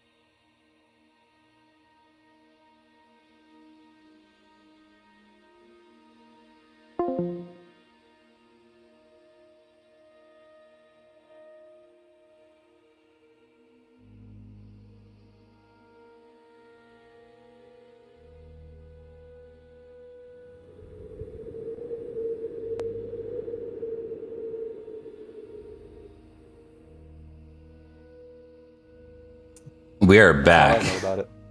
and we are better than ever, I think is what people say, right? Some people say that. You, hey, you. Yeah, we're gonna have a good time. All right, let's do it. Okay, so we have a couple things to get through tonight. That is the rest of autumn and then Christmas feast. So let's maybe dive into what else is on the table. Let me see here. Let me just make sure I'm not missing any juicy beats. No, I think that's everything. You're fond of me, Beetroot. Yeah, so there is rumors from up north that Nanteleod's army drove Malahud off the field. That's to be expected. Nanteleod has an enormous army, and Malahut's been relatively stationary for a good while. Mm-hmm. We're gonna do. I got Liam half off camera. I'm not sure why. One sec. Let me just see if I can. Oh, I adjusted my camera because I was half off camera when we started with Gary for some reason. I have mine shifted over really far to the left right now, so I can maybe let me recenter it before you move me. Is Okay. that okay. All right. Et voila. Okay, so maybe we'll start with, and I'm looking for. We're gonna assume the normal. You're doing your duties are assigned to you, so I don't necessarily want to hear about the things that are considered your day-to-day mundane. That's covered, but we're gonna go through and give you all some skill checks and maybe some info on the things you care about. We're gonna go to. Let's do this in reverse order. So we're gonna start with Virgil. Virgil time. Yeah. I Salisbury, the have no setting. idea. Yes. If you don't have anything you want to do as a priority, we can always do a random oracle thing and see what comes your way instead. as an Yeah, option. let me ask it. So, Devices is right on the border of Gentian. the place we just the place we just conquered. Yeah. It's not typically within my duties to liaison between them, right? No. Do you think Virgil could start building some relationships over there? I think spend lots of time going back and forth, making sure they aren't, that they're following their rules, but also potentially looking for people who might be looking for allies over there, essentially. Yeah, absolutely. So, just to remind on the details there, you guys did conquer Marlborough, the city. You did not conquer Gentian as a whole. They did, however, submit to tribute. Very similar to kind of what you guys have done to Wessex in previous years. Yeah. So, and that's okay. So we still have Marlborough, or did we give it back to them? I believe you still claimed it. Yes. They have the city. I think we own the castle. It's all behind walls, so it's Mott and Bailey. Yeah. We've got Marlborough. They pay us tribute. We have an understanding regarding the when the Baron heir when he is comes old of age. enough. Yeah. He takes back over. In that case, I think Virgil would like to start building strong ties between Devices and whoever is running Marlborough now. Yeah, who is running Marlborough now? Edrich? That's a good question. I believe we were actually going to discuss it in a council meeting, and then war happened. That's right. I think that was actually something. Why don't we start with that war council then? Why don't we start with that? Does that sound good to you guys? Yeah. And then we can get to the... Okay.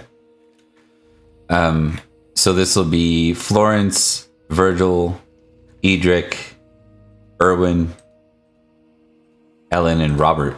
No Jenna. Wow. And is there anyone else who... we haven't decided on the replacement yet, right? For... we were going to get Queen Igraine and invite her onto the council, but war happened? Then war happened. Yeah. That can still happen, so for next year, Igraine can be here for that. Presuming there's no curveballs. Yeah. Indeed, because if she's interested, it'd be great to have her closer to the castle and prevent further kidnapping attempts.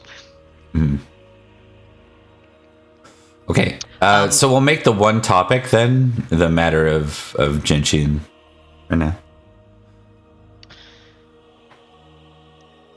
Simply put, Marlborough Castle is both an important place politically, strategically.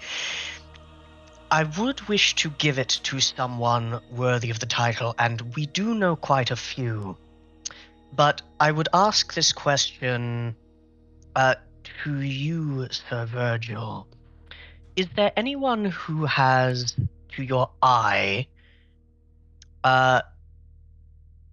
given a good showing of themselves in the prior battle? We must reward valor and, most importantly, results in war, so as to spur the men onwards. That said, that is my suggestion that we raise from the ranks. If there are more suitable candidates, as indeed Sir Erwin, you would be my pick if there are no other names set forward. I do hear, this is not in character, I do hear that somebody just recently wrote a poem about somebody who had some pretty legendary exploits in that last battle. I did, didn't I? Someone who's in the area. Somebody's in the area. I just threw a party about celebrating somebody's badass exploits in that battle. I mean, it sounds like that fits what you're saying to the letter, honestly. No, Virgil will stay quiet while we decide for a second. The other key thing with that too, just from a game perspective, is if you put your character in Gentian in an occupied castle, whoever's taking that role is stuck in Gentian. They aren't hitting Salisbury Feast. They are in Gentian. So tell that to Florence. My sister has really quickly brought a gift. This is Arlo. This is our cat captured in a basket. Nice. Creature captured. Hello. They really do love the baskets, don't Thank you they? so much. Yeah. They're like boxes, but they you. can see through them. It's great. Exactly. But yes, my honest intention was to get a name of the knights who conducted themselves very well in that battle.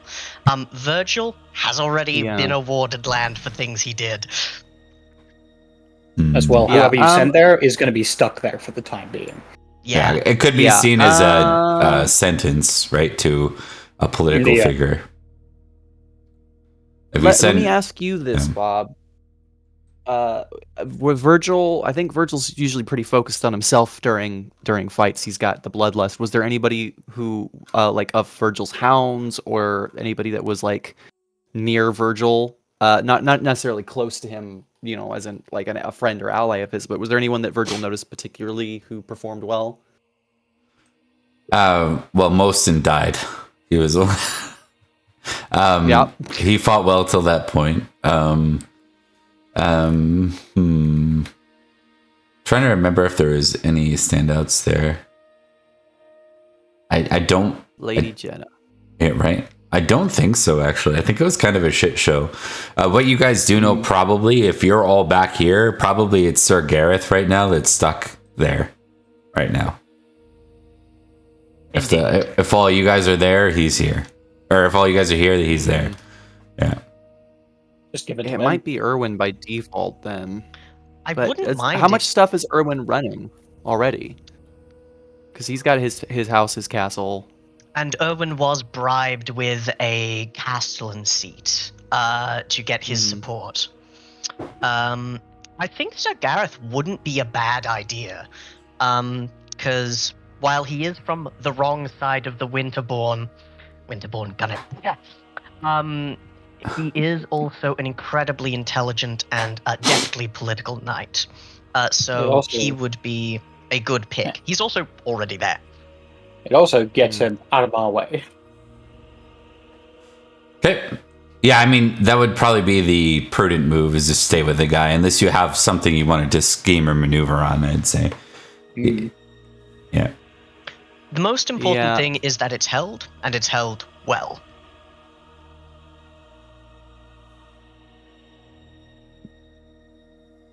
I think with that, probably decided on Sir Gareth. I think so, yeah. Is everyone good with that then? That was Colin's character, right? The one who was on for a while? Yes. Came with. Yes. Yeah. Winterbourne gunner. Alrighty. Well, we'll say that's done. So now that we've established that, we'll go back to Liam for your action, or for your focus, for the autumn focus. Great. I'd like to build a strong relationship with Sir Gareth. Okay. What it's going to be your focus on that interaction? I think Virgil is going to make himself and his resources at devices useful to Gareth. I imagine running that town is pretty difficult. So I think if he needs extra soldiers who have specific experience in quelling people who are dissenting, or if he, hey, I'll loan you some horses or some soldiers if you need some help in this area or that thing. Just basically Virgil's just going to do whatever he can, and he's going to visit a lot too. I think just build a relationship on that front is a strong method of making sure that connection stays strong, Understood. Give me 1 second here. I don't think... Oh, we did. We put something together. 1 sec. What is... I'm just looking for a defining trait for him. Okay. Smelly. Okay, interesting. I like that. So, I need from you... I'll take a battle test, an intrigue test, and...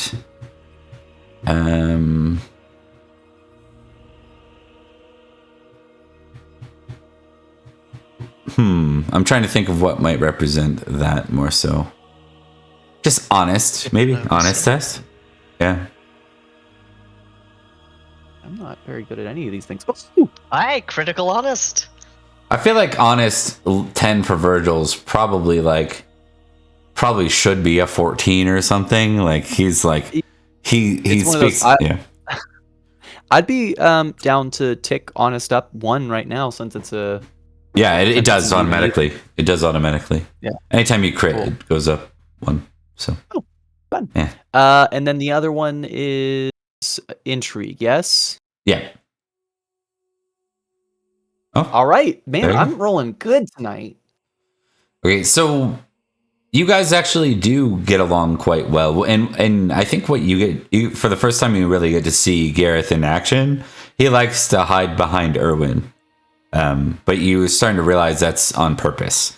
He's actually really good at this, especially the intrigue part of it, pulling people out of situations where they're maybe trying to hide or veil themselves as still an enemy to Salisbury. He's a little more of a little better at the whisper campaigns and the intrigue portion of it than Erwin is, but he's also quite skilled with battle and logistics. And the two of you get along pretty well over that. Yay! All right, this is working out. I like this. This is going good. Yeah. He's quite good, and he's very busy too. He's energetic 18, so he's running around constantly. Just Well, I think Virgil's famously energetic too, so that's. He's like friends. He's like a less suspicious Edrich, basically, a little. Yeah. Hell yeah.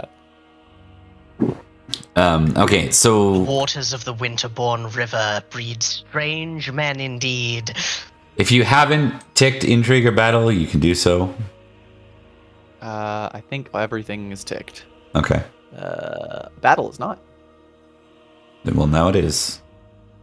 Now it is. And I'll give you a free tick on diplomacy for that.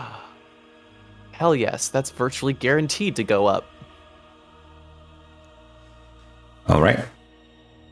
We will move. Oh, we got Mark as Rhodri. Are you playing Florence this time? Yeah, I'm doing Florence. Yeah. Florence is doing business. This is just from we haven't been on this screen. We've had guests for a while, so I'll cut that over to Florence. Well, I do. What is he up to? Florence is gonna be doing some improving of relations, specifically around getting in the good graces of Robert. Spending some time around him and his castle, telling stories of the adventures and battles he got up to with Robert's father, and talking about how close he was to him, and all the great stories of his noble father, and how he was a fantastic man in general and all that, and basically trying to inspire Robert and inspire this sense of positivity from Florence towards him. From him, rather. All right. Trying to make a friend. I'm going to test something real quick. Yep. Critical vengeful.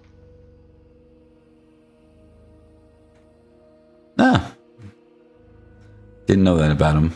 That's interesting. You did what to my mother? He says, picking you up and bodily throwing you out the window. Good luck That's with a that. pretty Florence common- is bulked up. It's a pretty common thing. Oh. And then I will test this.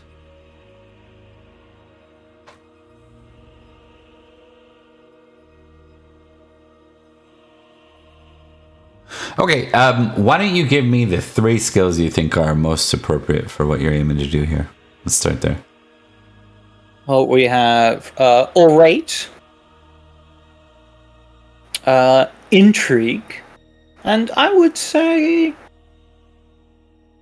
courtesy. Okay. All right, starting off with orate, success, intrigue, success, and courtesy. Success. Okay. So you tick all 3 if they aren't ticked already? I think all of them are ticked. Okay. Yeah. You go about kind of mingling with him, and superficially on he definitely like trusts you as one of his knights. That much is true. But there's a standoffishness, and one you can't quite get to the bottom of around you, where you feel like so you've known the boy to be rather blunt. So you'd expect him just to speak his mind, but you get the impression he's not with you. For some reason, he's not sharing his thoughts about you and about whatever he's veiling. He's veiling something towards you.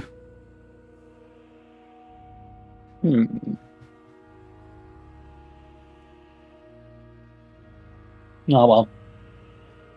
Yeah. Now, again, he's still reacting fairly well to you, despite all that. So. Yeah. Alrighty. And then, lastly, we move to Liam. My name's Thomas. Oh, Thomas. we already did. I'm used to left or right. Yeah. I know what right you to mean. left. Edrich. So he's mostly doing his job. I think outside of that, there's one of two routes he can go down. One, love to spend more time with his family. He doesn't do enough.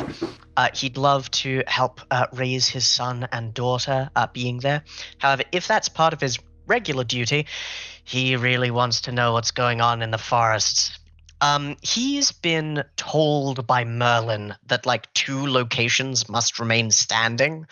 Or else like doom will happen while we wait for the return of the rightful king. How are they doing? Is what's going on in the forest connected there at all? I don't think you have any idea. Yeah, I got no idea. In that case, he'd love to spend some more time with his family. Just helping raise his children with the virtues of the House of Winterbourne Stoke. What are the virtues of Winterbourne Stoke? Choose 3. And roll them. It is. Do they have to be traits or can they be skills? At least one must be a trait. It's going to be awareness because that's our bloodline thing. It's going to be prudent, and it's going to be. No, it's not going to be prudent. That doesn't make sense. It's going to be valorous, and it's going to be energetic.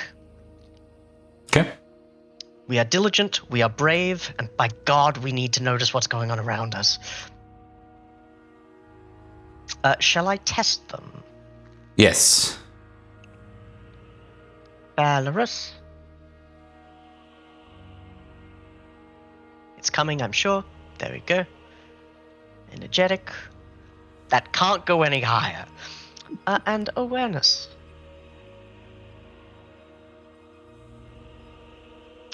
Basically, he spends a lot of time away from home, but this time he's really putting his whole arse into looking after the young Helen, who I believe has just recently turned 10, and the young Harold, who is 4, I believe, as well as Gwendolyn, his new daughter. Indeed. Bouncing them on his lap and going, now, enemies are everywhere, but do not let that dissuade you from doing what needs to be done. You need to clean up these blocks that have been spilt. Else, when you need to run from a Saxon invader, they may trip you. I think it lands pretty well. Yeah. Great. Yeah. I'm raising crazed survivalists, and I wouldn't have it any other way. You really are, aren't you? You must do what I told you, or you will die. I will protect you as best I can, but I am mortal and fallible. It's tough, but it's fair. Everyone you know will die. Good night, kids. Hey, Harold, want to see my new chainsaw hockey mask? Good God. You should have the sword that I gave you ready. Let's try that again. Once more. Okay. So, Florence, you stayed in Salisbury this year, yes? Yes, indeed he did. He also writes his report to his king and has it distributed discreetly. Yeah. What does the report say? The report... Actually, let's do something to see how much he goes into the report with. I'm gonna do deceptive versus truthful. Honest versus deception, rather. And to set this out, honest is that he tells everything he knows to the king. Deceitful is that he embellishes to make it seem like he knows more than he actually does. Understood.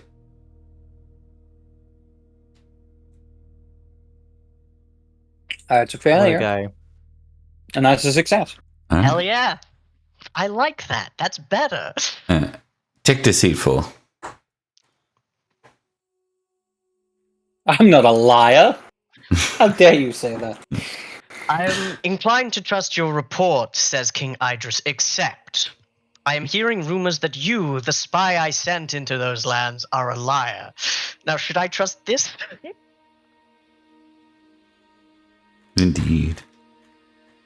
But yes, his report will include pretty much a lot of things he's been doing, and also about how he managed to deceive the knight of Nanteleod into believing that King Idris was not as truly ready for war as he truly is. Blah blah blah blah blah blah blah. Yeah, what's with all these friggin' bots these days? I got him. I figured out how to ban people. I haven't been able to figure it out yet. I just did. And done. And done.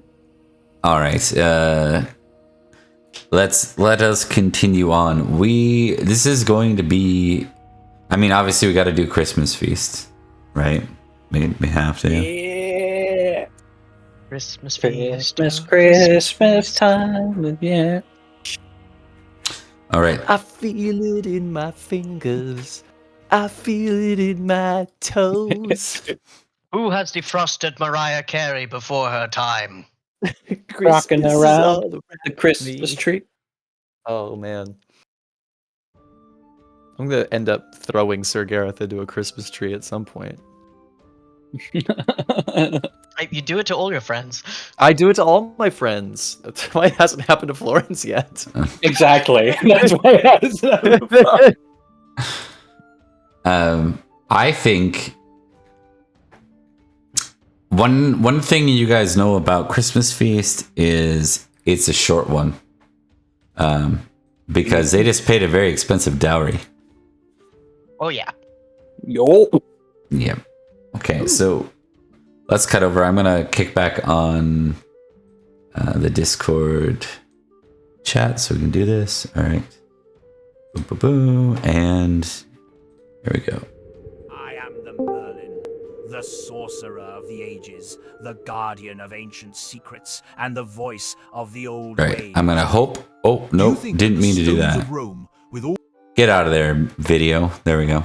We're back. Okay, just gonna quickly shuffle the camera a little bit, put Liam back in focus, and Mark. I love being in focus. Yeah. Mark, you're now so center I've frame. moved again. Hold on, let me move back into position. Nope, I gotcha. Damn it, don't do it. All right, and then this is where I am. Yeah. Okay, and then me. And me. I think all of the cameras were off on this screen.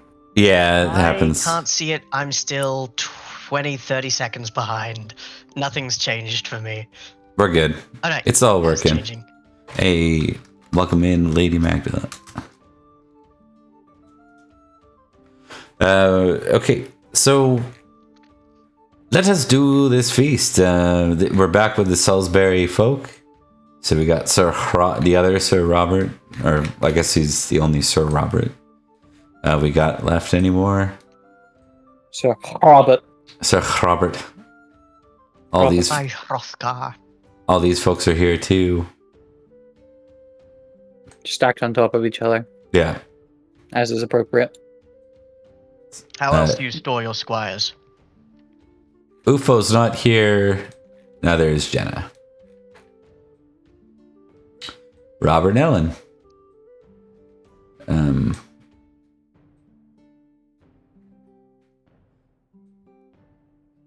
So a general thing that y'all are starting to pick up on, well, maybe we should test intrigue just to see if you're picking up on the gossip in between things. Also, Gareth won't be here anymore.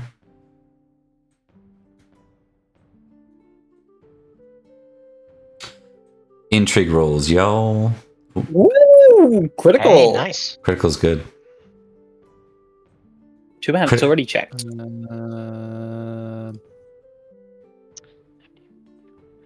I am on fire tonight. Okay, so what was I talking about?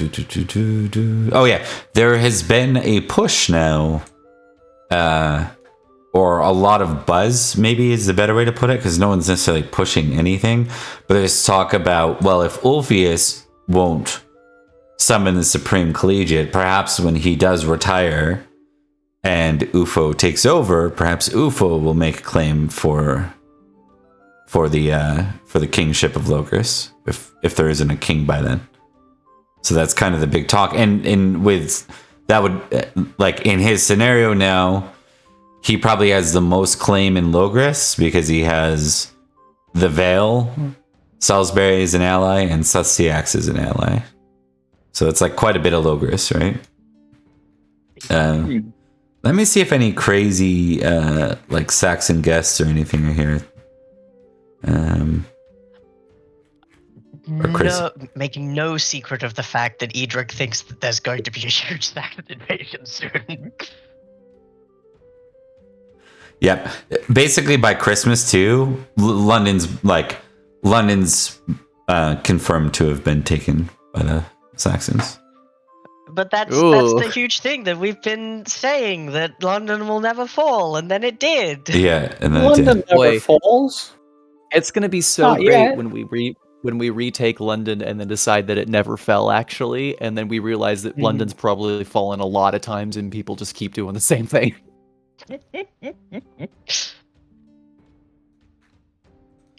Right, and then I think Kibno's still around, right? That was like, yeah, pretty sure. I don't recall him dying or leaving, so I think he's here. Cynstenian, that's probably good enough. Oh, and this guy. Oh, my maybe not father. I've been noticing that old man around a lot more. What's his deal? Oh, and Elaine is still here for the year, right? He was here as the representative from... Yeah. All right, and that brings us to our app rolls, friends. All right. App rolls, what are we eating? Oh, what are we eating? Let's see. Ale and cheese quiche. I want to eat that right now. I wouldn't. Beaver tails, we all love. We all love how the UK had 8 beavers out of existence. Yep. So into extinction. Isn't the lark a tree? No, it's a bird. Lark is a bird. It's a bird. You might be confused because of the partridges in that pear tree, but yeah, it was just a lot of birds. A lot of birds. And a lark in a pear tree. Ooh. What happened to Virgil? Ended up below the salt. Not a fan of this. I think maybe like him throwing a party in his own glory probably made some of the planners here go, Yeah, it's some kind of slight, that's for sure. There's no way they forgot about me. I'm almost at 8,000 glory. Exactly. There's no way. Yeah. That's maybe the kind of thing that they're talking about. You don't say things like that.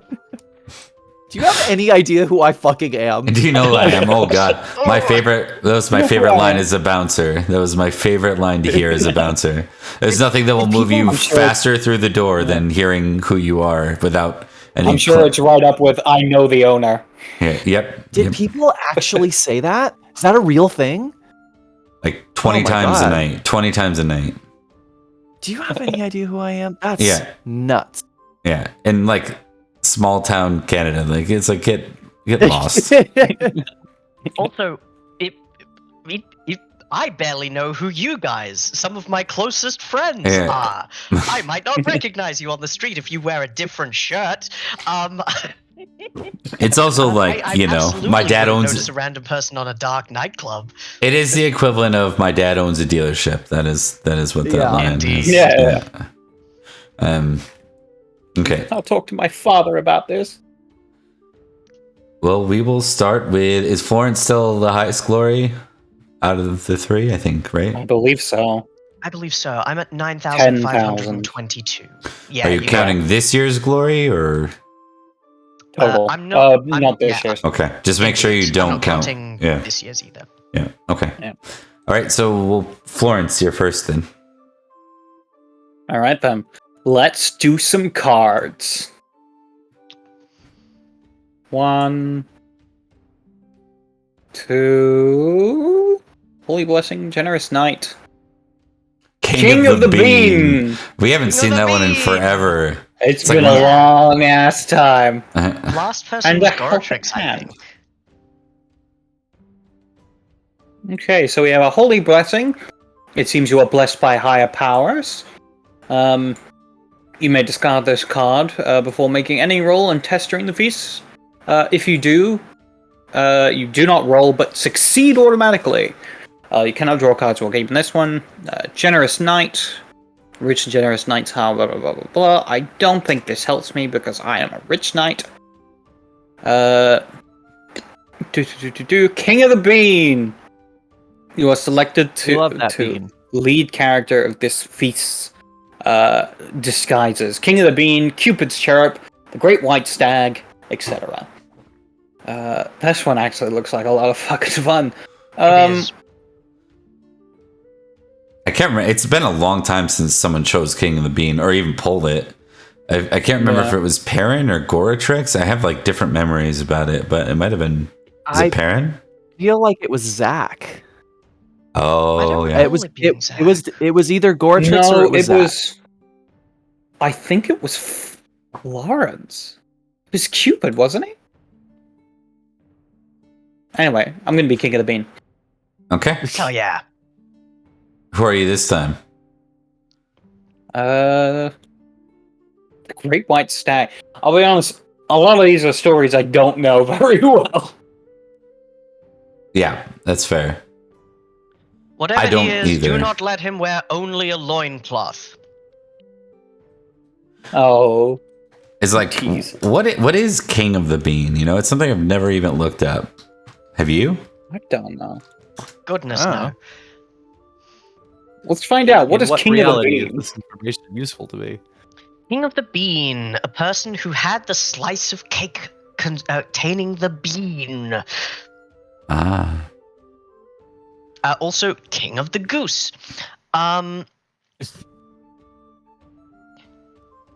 So you find the bean in your cake, and that's what makes you the king. Of the Bean. Inside your ale and cheese quiche, you find the bean. So you're crowned king for the day. Wonderful. Oh, King Florence. Here's something. The king is sometimes given the responsibility of choosing their queen or vice versa. This is like prom king kind of stuff, you know? Well, yeah. Lady Violet, I need an enormous favor of you. I need you to stop. Well, I know what he's doing for his next action. But yeah, he's King of the Bean for now. Okay. It's 10 glory and +3 geniality. +3 geniality, yeah. And for the rest of this feast, I must choose to draw cards. Preference or any other activity. All right. To keep a card there. 3 geniality for the card and then a 4th. Is that right? That's right. Being near the salt. All right, that brings us to Edrich. That's me. Oh, and because it's a rando feast, I'm gonna get someone. Liam, give me a D20 roll. And you can continue with your action too, Thomas. That's a I 5. believe I too am going to draw some cards. I would like a buffer of geniality before I talk to Sir Elaine.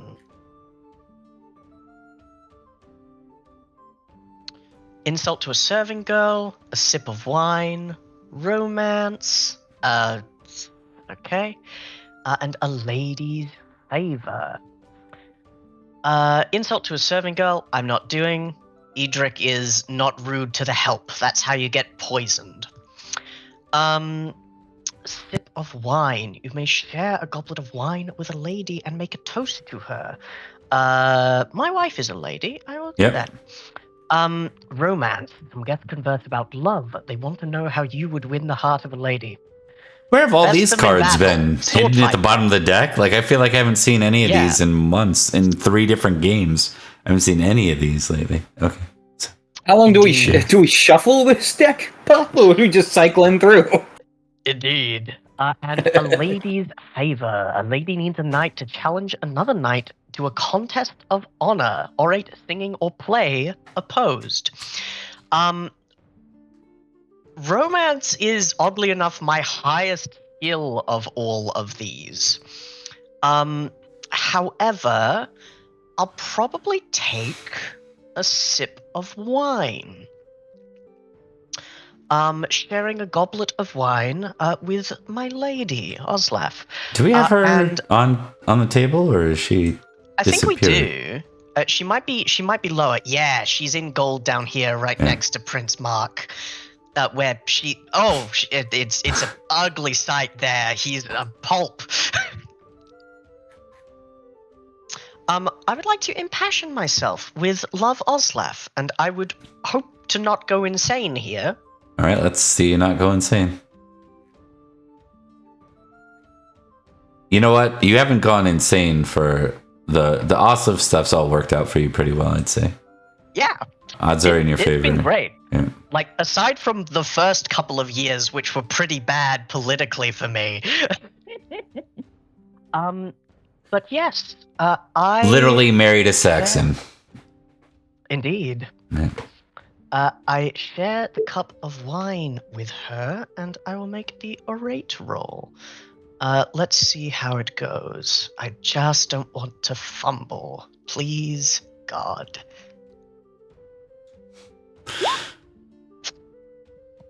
Not a fumble. Not a fumble. Not a fumble.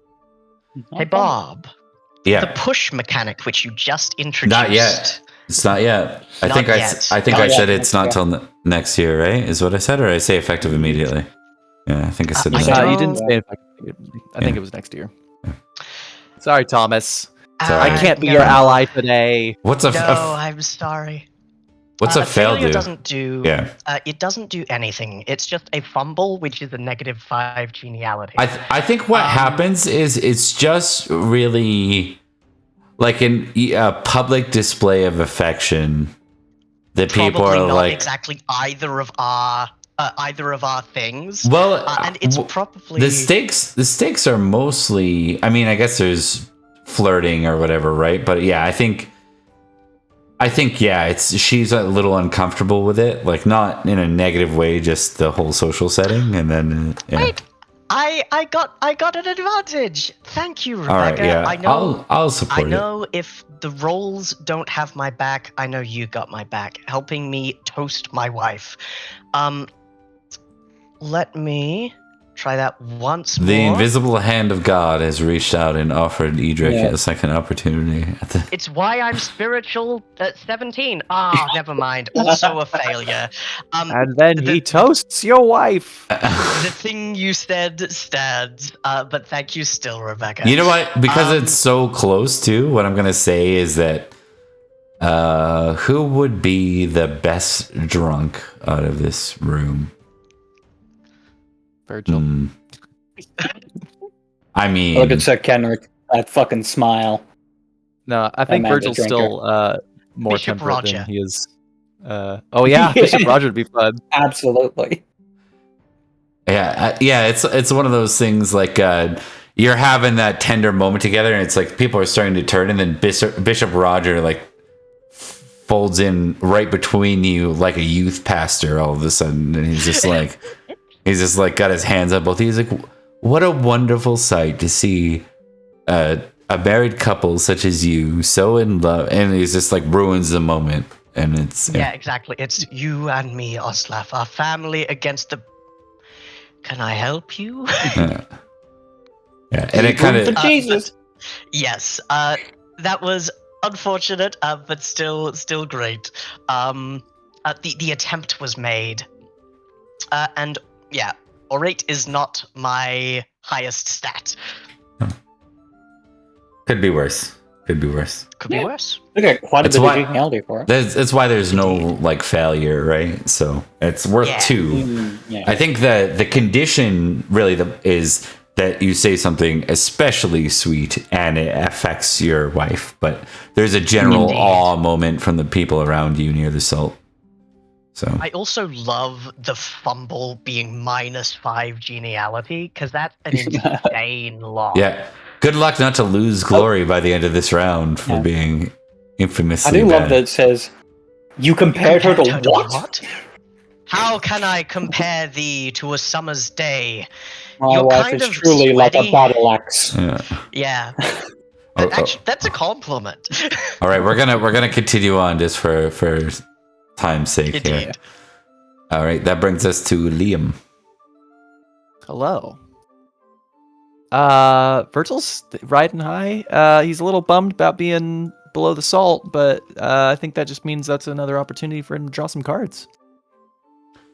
All right, it's card time. You know who is here, Virgil? Who wasn't here at the last feast?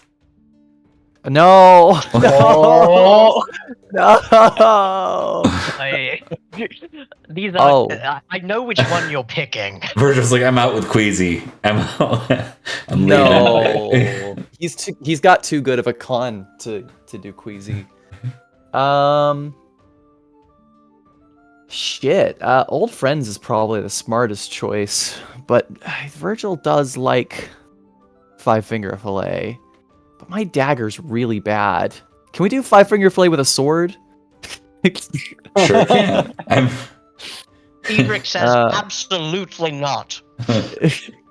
I think I'm gonna have to go with the Old Friends. As much as I want to do the Five Finger Fillet, I just can't justify it. My dagger is so bad. Okay. Man, it's been a minute since we've dealt with the father of friggin' Virgil and Perin. Like that's Oh yeah, it's got to be I an think old, the last time it old was bastard. I think the last time it was Perin was the last time we got this card. Is it Robert who you had? Was it an old friend? I don't remember. I don't remember who it was. Well, we're gonna do a random person for this one because there's no one old enough. I mean, I guess it could be the same guy. I can't remember. I feel like. Boniface. Well, yeah. Do you remember if your family were fence sitters during the Vortimer rebellion? We were. I'm pretty sure we. No. Wait. We were loyalists. Oh, okay. I'm pretty sure. Yeah. I'm pretty sure. Yeah. Yeah. So no, that doesn't make any sense. It has to be someone Not else. him then. Sir Huel. Another one. Oh, another one. Another one. Another one. Oh, Sir Huel's coming out of the woodwork. Cowardly. This Energetic one, 18 and Cowardly 14 is it's not retreating, it's advancing in the opposite direction. Brave Sir Robin. along with Fear Creatures Brave Sir 19 Robin. being his passion, I think he has seen the Rabbit of Chernobog. He has. He's one of the ones who made it out. You know what? I think he's a bit of a hermit. I mean, he must live like near water where he's swimming all the time. Like, you know what I mean? Like fear creatures. So with the Fae picking up, I'd say he's probably somewhere on the edge of the Force Gloom, really, to be honest. And then, yeah. Rubalki, in my waters! But Some call me Tim. Anyways, let's see what this is. Also roll me a 2d100 and see if I can add some flavor to this. I love 2d100. It's my favorite dice. And then I got Liam to roll a d20. Never looked that up. My bad. It was a 5. Yep. 23 and a 1. Thomas, can you roll me another d20 when you can? And 23 and 1. I'll deal with that right now. I rolled a 5.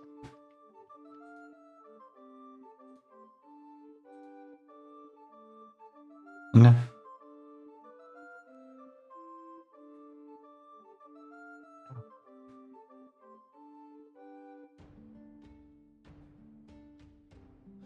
He talks about your father, and he talks about how your father was like, basically, I don't know if I bet you Perin would have appreciated this. I don't think Virgil will, because he goes on to talk about how his father effectively was really good at manipulating the risk of remaining loyal. Like, basically, odds are in the favor of High King Vortigern.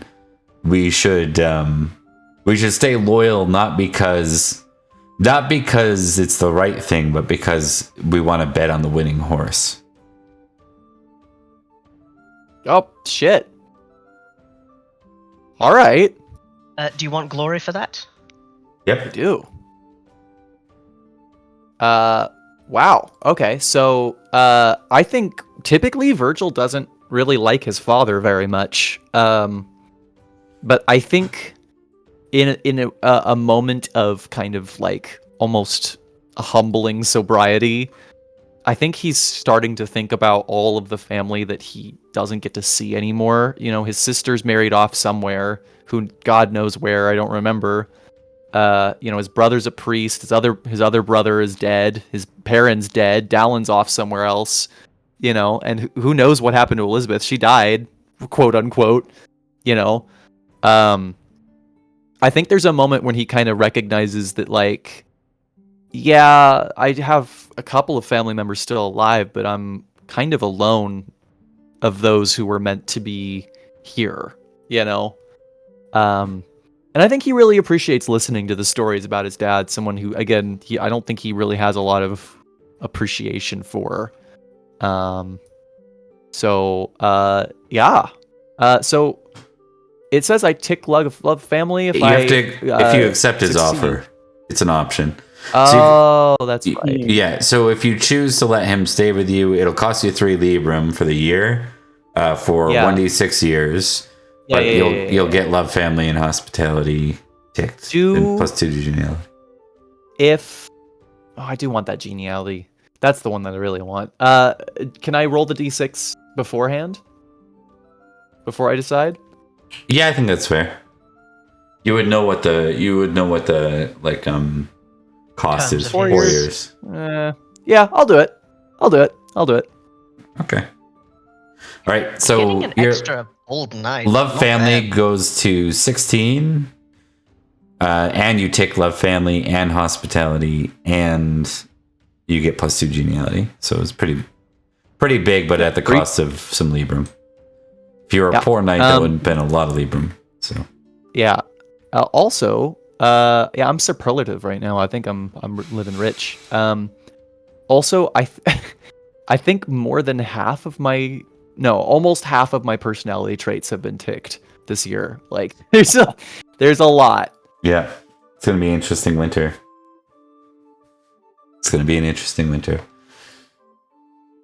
All right.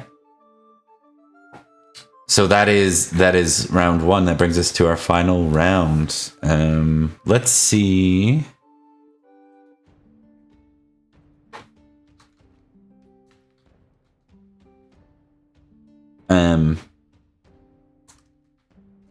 Sorry, Thomas rolled a 5, right? I did.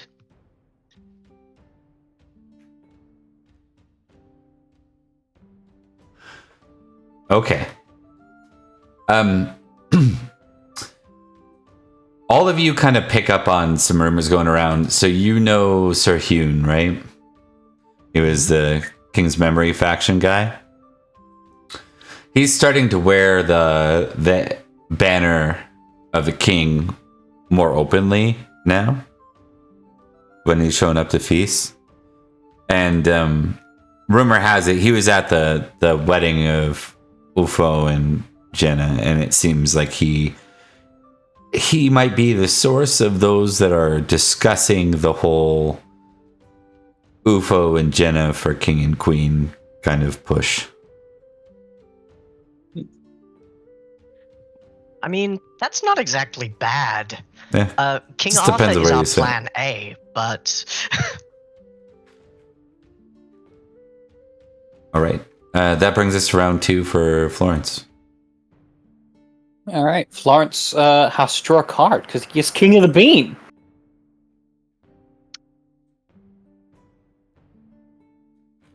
One, two, three. Ooh. Oh, I can't pick a lady in you because it's a keep card. And Christian Sin. So mistaken identity, a test of strength, a lady of you, which I can't pick because it's a keep card. And I assume that overdoes the host thing because I have a card that specifically says that I can't take it. Yep. Yeah. All right then. What to pick? What to pick? What to pick?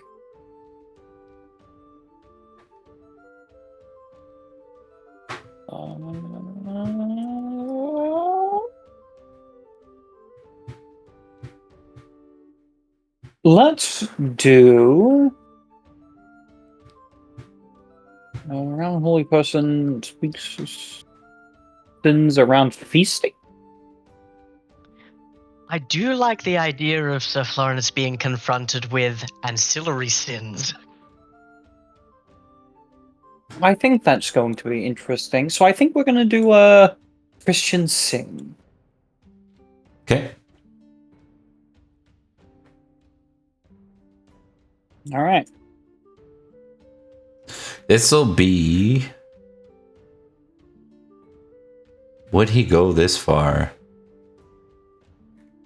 Yeah, he might. Things are changing This'll down be here. this'll be the Waterman, Yeah, I assume so. who you haven't seen since you were tried by him. Yeah. He looks a No bit hard different. feelings. Looks a little hard, like a little bit like more... Like he's gone through some shit. Let's put it that way. Yeah. Yeah. I think it's very much, it's a sobering moment for Florence, is kind of going around enjoying the time. He's king of the feast, and then suddenly he's face to face with a priest he knows and respects. And I imagine he's like wearing like a little wooden crown or whatever the fuck, and he kind of looks like the fool in this moment. Yeah. Love it.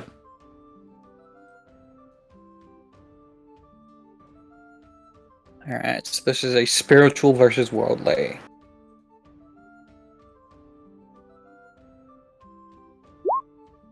Ooh, spiritual failure. It's like, sod off, Worldly old failure. man. I'm having fun.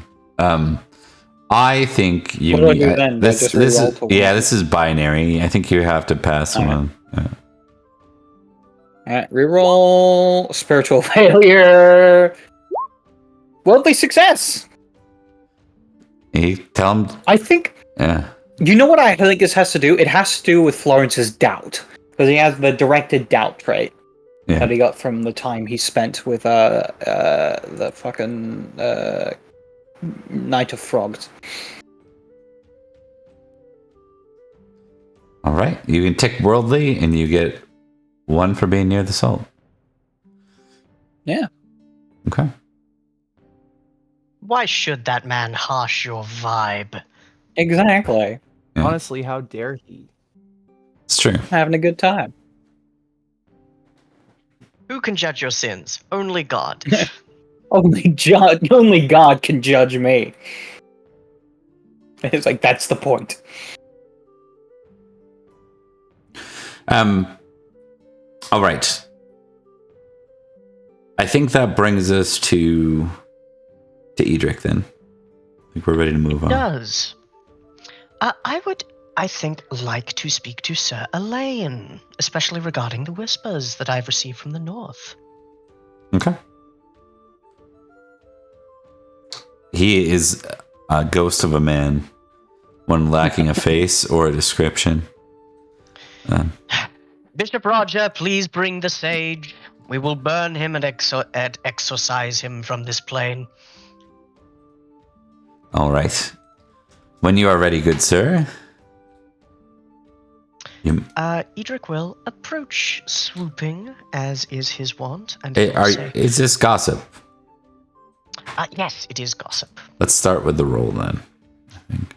Let's do it. Good.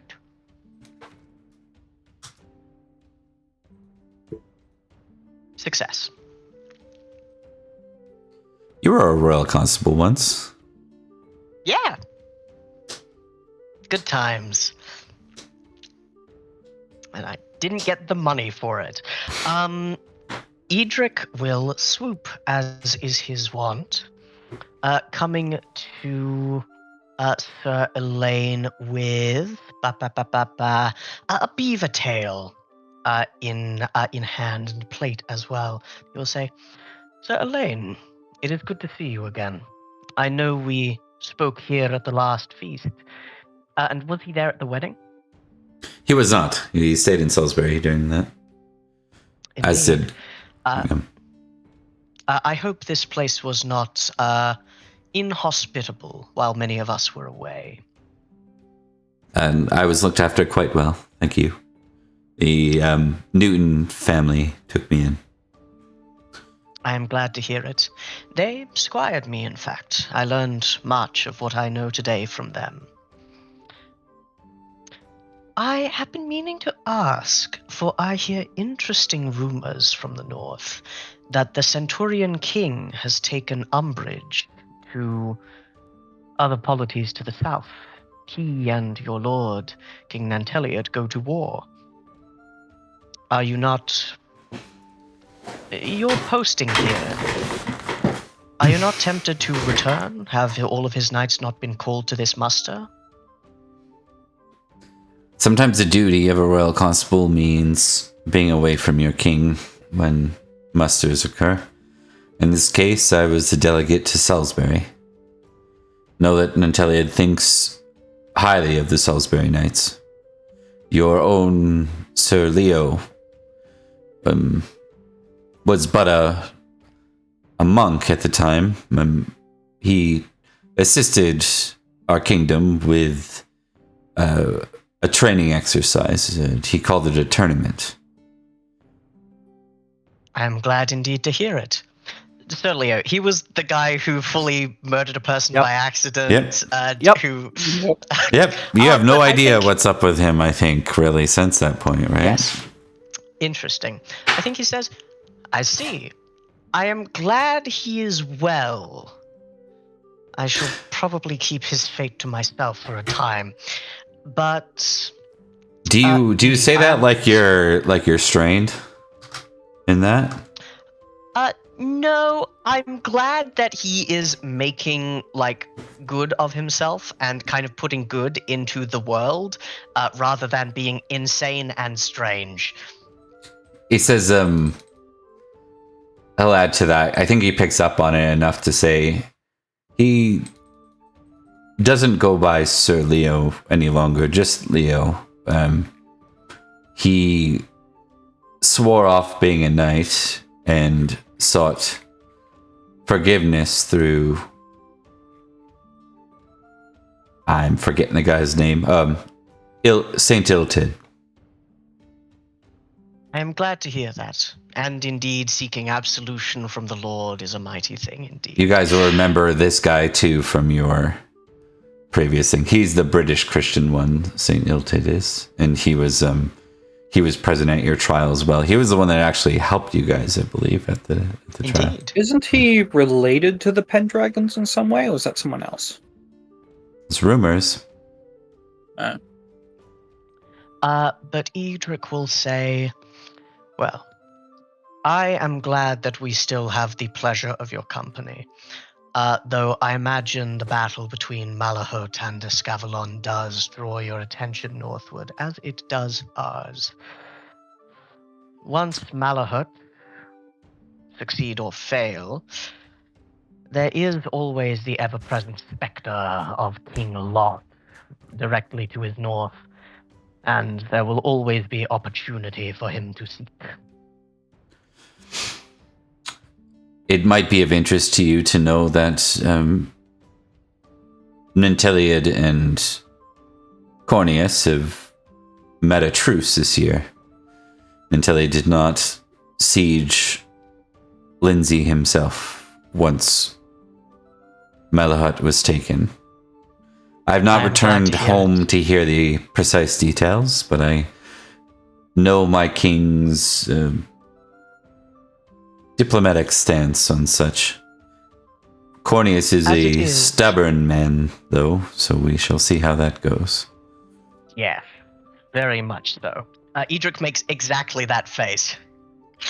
But he will say, as it was with the Saxons' perfidy in London, a shared enemy can make peculiar bedfellows and lasting allegiances. But I am glad to hear that matters are in hand up there.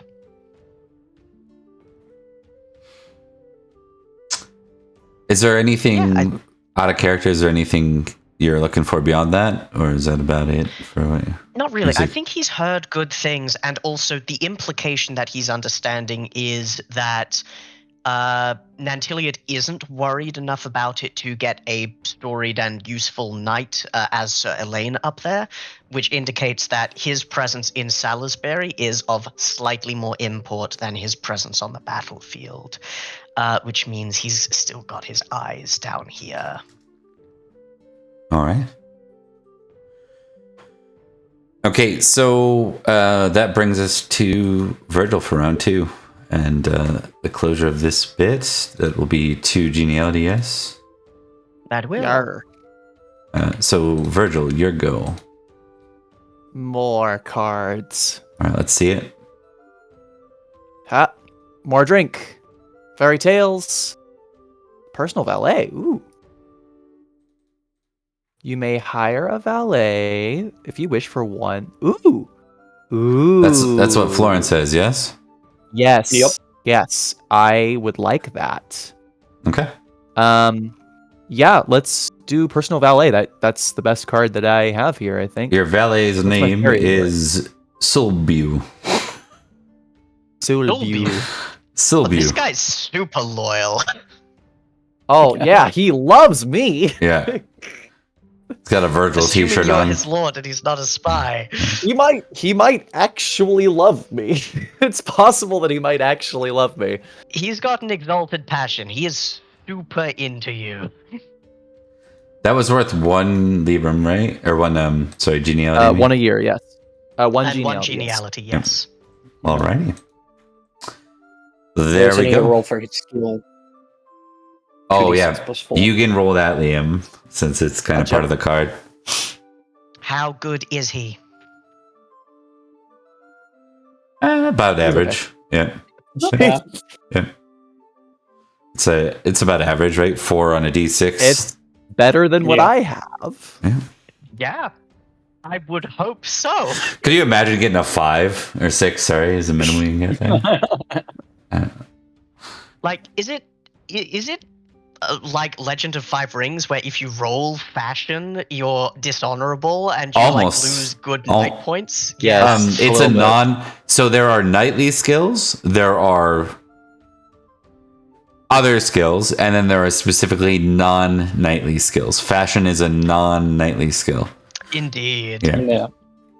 But that's why you have valets, because they can do that shit for you. Valets, yes. Yeah, they're peasants. Or ladies. Ladies can also assist with fashion, yes. Get yourself a wife. And as For Trent has fashion pointed tips. out many times, there is jewelry. I will note that again. You guys can always buy some bling to up your appeal for Which stuff. I have done. Yeah. I keep on forgetting that I have jewelry that Florence has given me.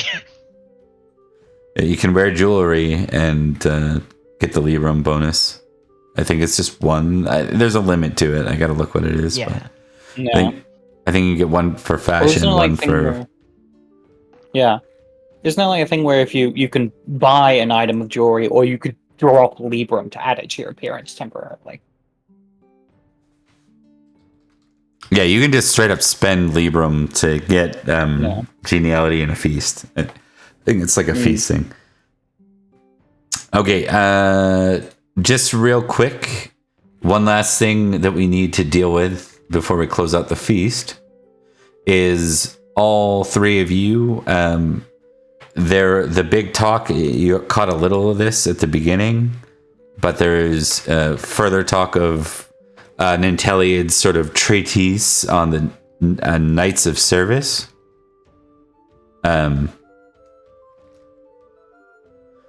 So who out of the three of you is considered a true knight right now? Who has a true knight bonus?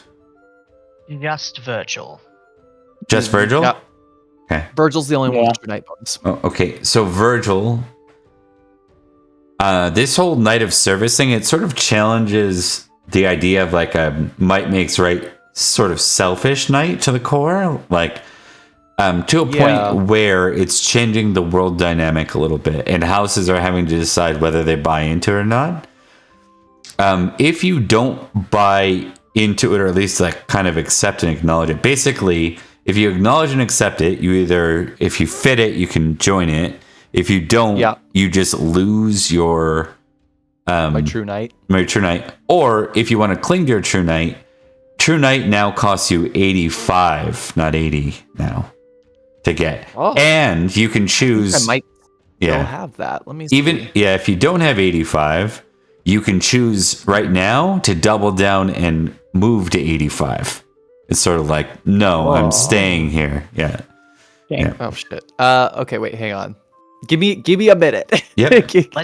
Let's do some maths here. Oh, I already wrote it out. Well, this was before potential changes, but last time I checked, I had 90. Holy shit! So let me check, because I think I did this for you guys too. Which ones are the ones again? It's I keep meaning to write them down, but I think I keep. Yeah, I got them here. It's Valorous. Okay, hang on one sec. Valorous. Reckless. I have 16 in Valorous. Reckless. I have 14. Okay. Proud. Generous. Proud. Okay. 14. Generous 17. And then is it arbitrary 16? Or arbitrary can replace whatever your lowest one is. Yeah. There's trusting and vengeful. Trusting is 10. Vengeful is 15. And then arbitrary can replace the lowest. And then arbitrary will replace trusting. So that would be +6. That puts me up to 92. Good lord. Yep. I count 94. I'm not even close. Yeah. I get 50 glory a year for that. So, which I don't think I counted last year, actually. Yeah, make sure you do. I won't do it. Make sure you do. Yeah, I won't do it retroactively, but no, you can. If it's not there, if you got logs that say it's not there, then make sure you add it. Okay, and then so I did the Knight of Service stuff. We can double check this, but to be one, you need an 85 in it. Florence is currently at a 91. If you wish to go on Knight of Service. What it means is you're doubling down on the idea of Loyalty Lord, though. So I think your Loyalty Lord can't be actually, that's factored into the equation. My Loyalty Lord is 17. Yep. So just to check, this is Loyalty Lord and not Homage, specifically. Right now... It's Loyalty to Lord and not Homage to your King. Well, I think it can be one or the other. Right? We've played kind of loose with those rules since Uther. You have a weird one. Loyalty Lord, I think, would be... No, it would be homage to your king, actually, is what it would be. Yeah. It's not fealty, it's homage. It's... You know what it would be? It'd be like, if you have disparate of the two, I think it'd be the lower of the two. Okay, then it's 100% homage Pendragon. which I will clarify includes Uther, Madoc, and Arthur. Yep, and what is he does that still at? fight for the memory of. That is at 12. Okay. I think that's still going to net you enough. I'll double check it. What is the Knight of Service bonus? Because I can't find it. I listed it for you guys. I want to say I'll give it to you later. It effectively allows you to make a retest on loyalty passions once a year and stuff like that, or maybe once a session. I'll double check it. Edrich, you're close-ish if you wanted to move towards it. It's 78. Florence, with the lower of the two, you're at 83. Who is your lord right now, Florence? When you say loyalty lord, who is your lord? I think we need to figure that out for you. Because I don't think we can dip in. Yeah, I don't think we can say it's Robert and like it has to be one or the other. I think what we need to do is your fealty is to Robert right now, and your homage is to the Pendragons. Yeah. Do you even have an homage towards Idris, really, or are you just feigning it? I think he's 100% feigning it. Yeah. Okay. Idris hasn't done anything specific to inspire him. One could say that you are lying to him. Yeah. I never lie. I think then I'm going to make some shifts on your sheet immediately. What is your loyalty lord? 17? Yep, 17. What are you holding out for? What's your end game as Florence? Florence's endgame is twofold. One is his overall goal, which is that the return of the Pendragon, the rightful kings of this realm, who are meant to rule and always meant to rule. And the other one is the liberty of Cornwall, to return back to its spirit as a duchy. Oh, I gotta fix that. One sec. There we go. Cameras are good again. So what are you holding on to for hope with the Pendragons? What does he believe about the Pendragons? Because Madoc's dead. No. Uther's dead. Madoc's dead. Uther is dead. Arthur is missing. He knows Arthur is alive because Merlin basically told them. Indeed. That one day the Pendragons will return. And is that where he's putting his trust? I think because Florence has lived all his life looking up to the Pendragons as a family. Like his family fought for them, fought for the rebels, and they're always loyal to not just the Uther, but also the one before him, Aurelius. Aurelius. Yep. Oh, I think was also a Pendragon. I think was he the one? He was the first. Yep. He was the one that wore. I mean, Pendragon comes from his banner.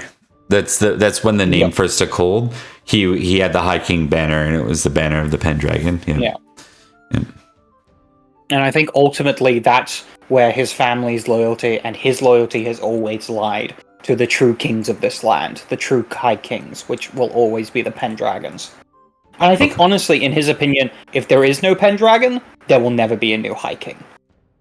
And there should not be. Okay, so your loyalty lord's going to be dropped from your sheet, and you're going to have two. You're going to have homage, and you're going to have fealty. Okay. And I think your loyalty to... If you're doing this for that, I'm gonna modify the numbers a little bit. We'll get back to you. I think they're gonna both fall to not famous at this point because you're holding on to a pipe dream and not quite to the level Perin is. Like Perin's, but you are in your own right, kind of doing a similar thing, like taking your own way. I think it also makes sense because the Perin's is ultimately different because his is to Arthur, while Florence's is specifically to the idea of the Pendragon. Yeah, that's a good point. Yep.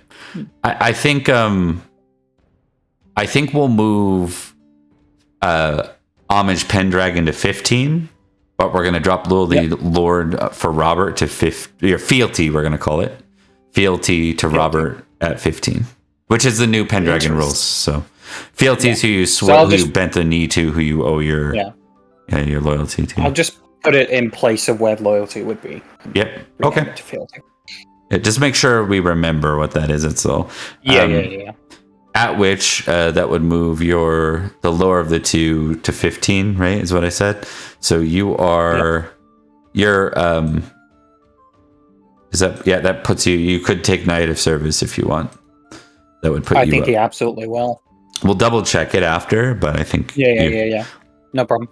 And then Edrich, you're close-ish, same kind of thing. But this is just a general, like, these themes are going to change throughout the game, especially with Arthur, with Guinevere, like a lot, like things are going to change in the future. I think if things even work out that way, we'll see. Edrich is a little too cerebral to be a true knight, but also he's a little bit too arbitrary and quite cynical to be a knight of service. But I'll read more into that and see how it goes. Yeah. The traits are energetic, valorous, just, merciful, modest, prudent, and loyalty. Start again one more time. Energetic, valorous, just, merciful, modest, prudent, and loyalty lord. Oh. Yeah, it's different than chivalry. Bad. It's not chivalry. No. Yeah. Indeed. Yeah. I think I will hold off on it for now. Yep. Edrich is always happy to be a fence sitter politically. I bet he is. We're going to do 2 quick scenes, and we're going to do winter phase offline between games. Okay, guys? Yeah. For this one. Let's do it. Let's start up the old one where we do like it through the thread so we can actually have like documentation on it. I think it helps. Sometimes I wish that documentation existed that wasn't in video form. But oh yeah. Okay, so one quick scene at the end of the feast. Give me a second here. This is going to be with Florence. As you're leaving the feast, you hear the voice of Sir Boniface as he calls to you. And that Florence would turn with a smile and go, Sir Boniface, I did not expect to see you here. Welcome to Salisbury, I suppose. I wasn't sure I should come, but I believe it's necessary. I'm an aged man now, and I don't know if I should live long enough to share this. There are but 3 people in this world who knew this secret. One was your father, the other your mother, and the third is I. With that, he reaches into his pouch and pulls a folded parchment, and it's thick. There's something in between it. It's almost like wrapped and tied so that it wouldn't be easy to open, or whatever its contents are wouldn't just kind of arbitrarily fall out. And he says, I'll leave the choice to you, my child. Know that what's in here will likely change your worldview. You may burn it, or you may keep it.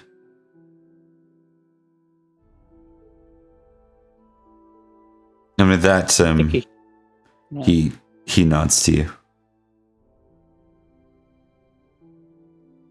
Well, that Florence hefts it for a moment until the curiosity is too much and he opens it up to see what's inside. Does he do that kind of like when he's alone sort of thing? He takes the opportunity, or while this guy's still standing there? I think it'd be while this guy's still standing there. Okay. Heraldry test.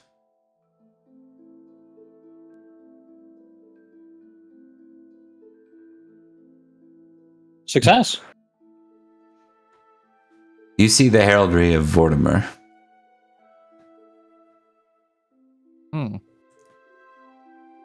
That's weird. Beneath it, it looks like there are some letters as well. They're tied together with twine, or some equivalent thereof.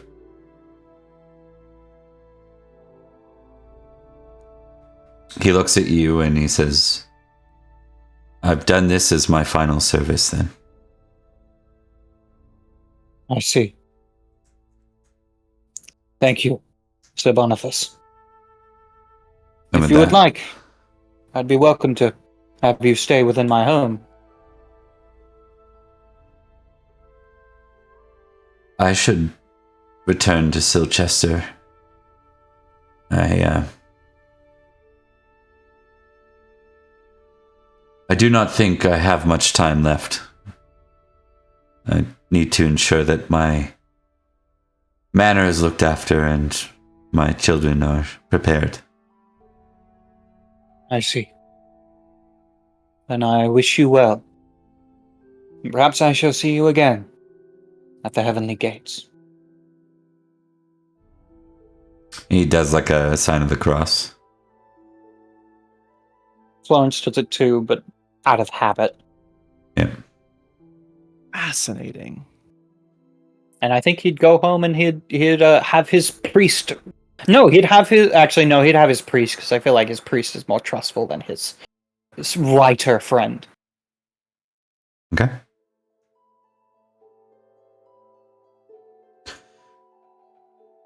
There is suggestions within the letters. You're having your priest read them? Is that what you're saying? Read them to you? Yeah. Yeah. Yes. I'm going to give you like an intrigue roll to put this together from letters to reality, if that makes sense. Okay. Because you're basically constructing a timeline, like investigation almost. But it's... Success. Okay.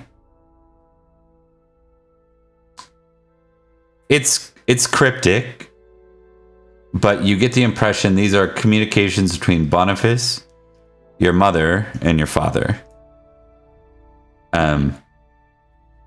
They're dated folklore. I'll take a battle test or a folklore test, your choice. I will do battle. Okay. Success. Okay.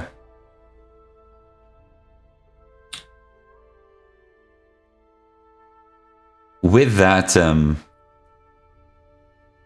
the letters are correspondence primarily between your father and Boniface, and then later your father and your mother.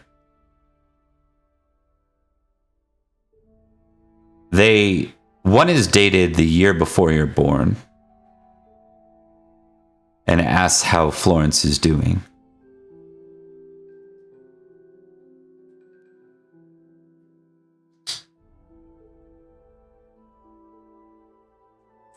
Your father's inquiring with your mother how Florence is doing.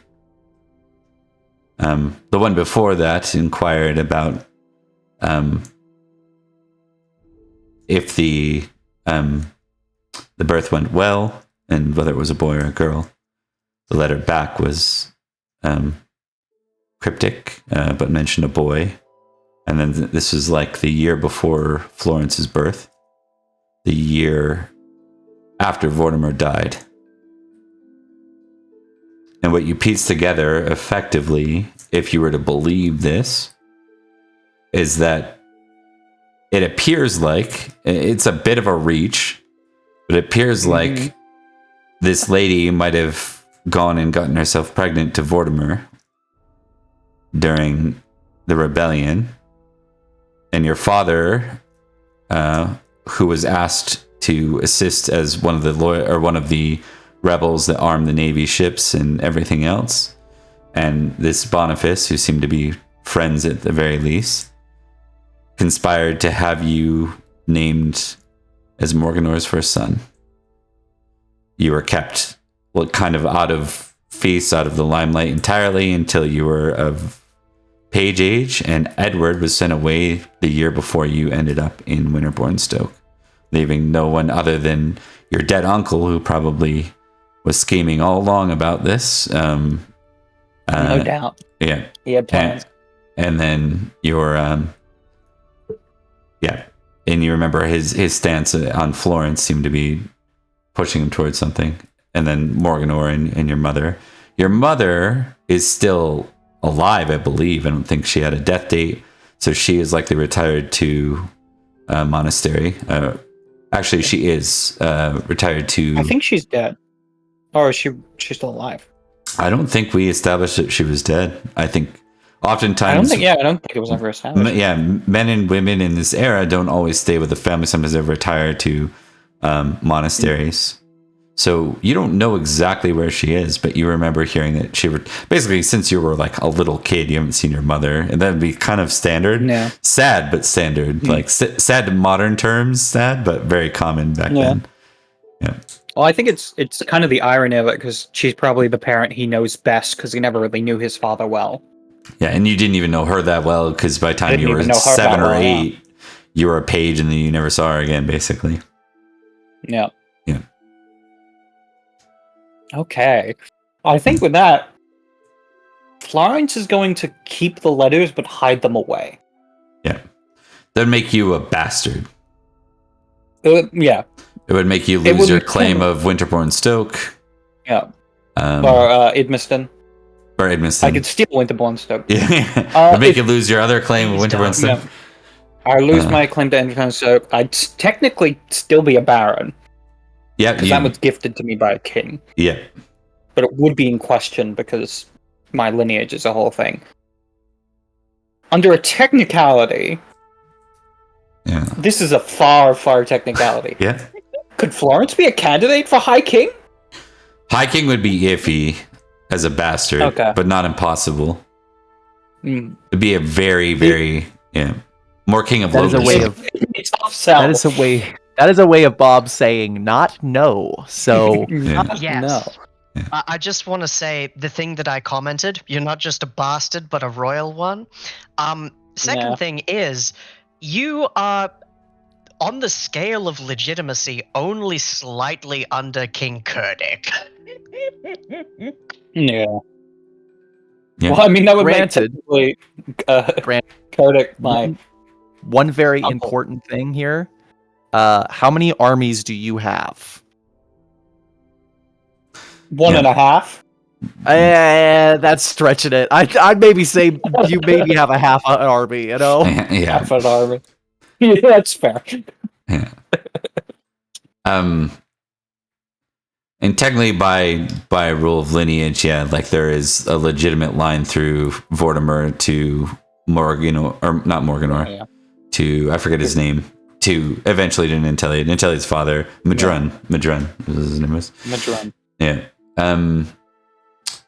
Okay, so I wouldn't be able to get anything from it unless Nanteleod died and didn't have any heirs. But it'd probably go to his brother then.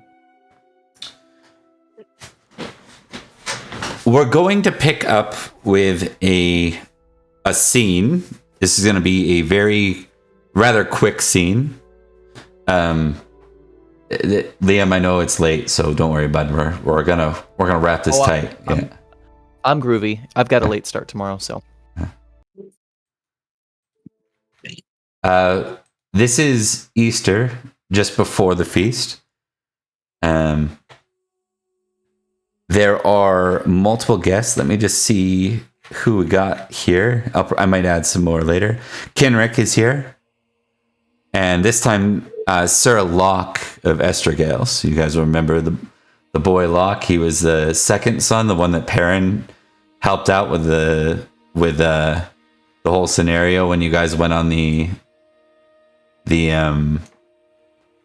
feast crawl, if you recall that. Yep. The two Irish sons.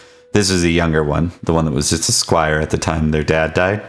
He's here. This was the one whose knight wanted him to take the throne after framing the older son for the murder of his father, which Edrich put the kibosh on.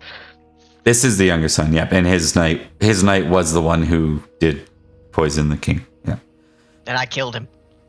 And he didn't like that. Okay. They often don't. For whatever reason. I don't know. A bunch of babies, honestly. Right? But if he didn't want to get killed by a knife, then he shouldn't have tried to succeeded in poisoning the king and lying about it in front of me. So the small council's called. It's kind of abrupt to have it called right before the guests. Right? Like right before the event. Like the feast is just about underway. This is kind of the emergency type call you wouldn't expect.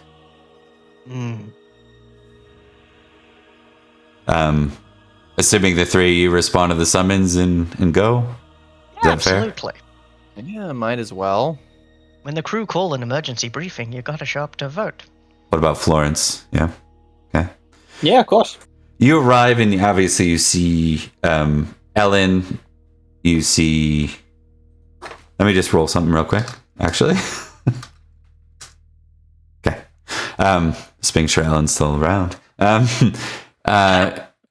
You arrive, you see Ellen, you see Robert, and for a couple of you, you see all three of you, actually, because all three of you were in Terrabil. You see the lady in white.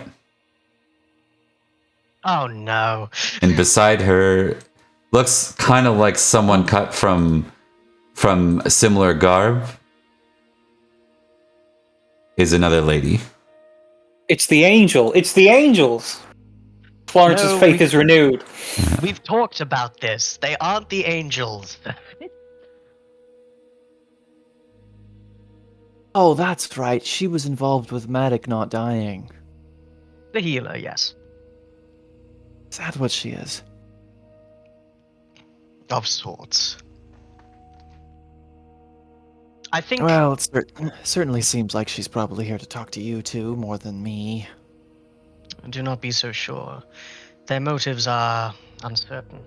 I think Nineveh and Edrich kind of they didn't get along poorly, but there was a certain friction, kind of mollified by the fact that the both of them had a vengeful bent. I'm not sure if there's anyone that really gets along with Nineveh so far in anything she's involved in. Perin liked her. Yeah. Yep, Florence that's true. Perin and her had a bit of She vibe. saved our prince. Yeah, that's Yeah, fair. Edrich loves that. But then she was like, "Oh, another night," and Edrich was like, "Okay."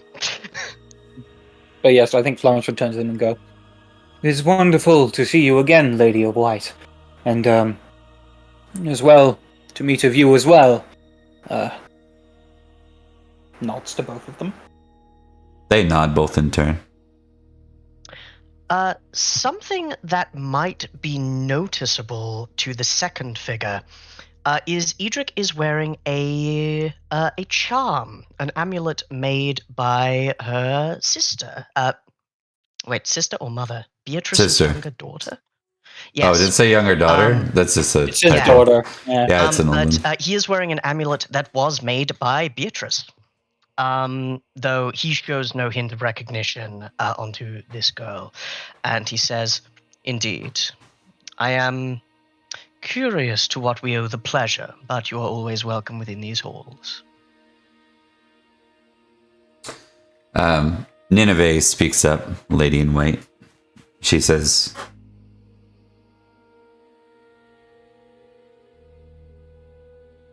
"We've come to speak to any in Salisbury that would hear us. We have news from the land of summer."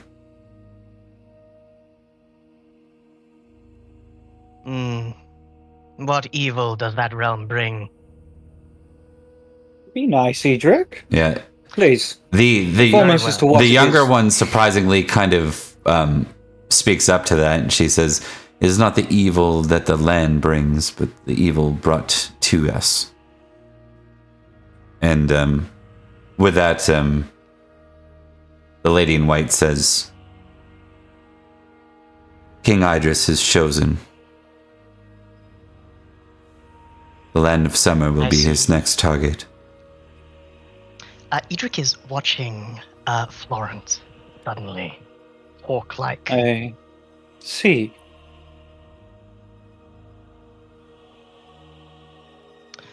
I think he almost instinctively takes a step back. I think it was like a peek of like, what's going on here? She pulls. What's going on here? Yeah. It's like someone's internal voice. What's going on here? Virgil's external voice. What's going on here? Yeah. Virgil is Florence's id. She will pull out the heraldry of King Cadwy. King show Cadwy it. asks for aid, then. He does.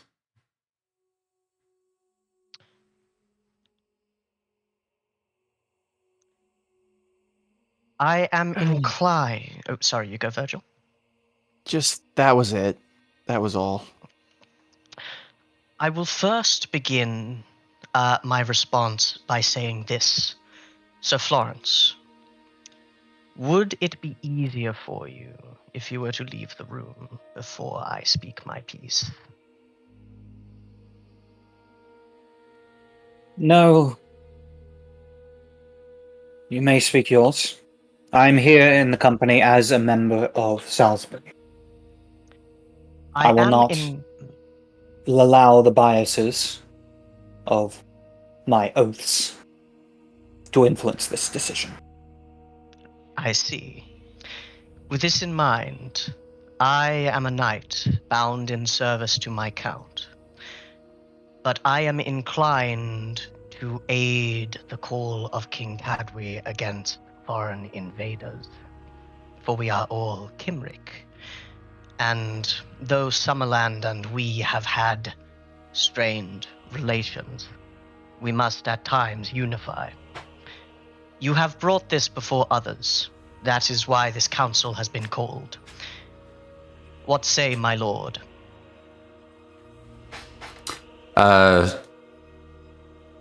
Robert will say, hold on.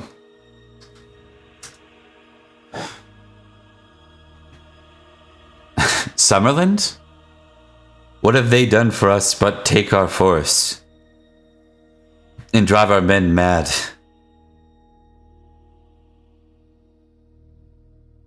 Why would we assist them? I think instead of speaking for the defense, he looks to Nineveh.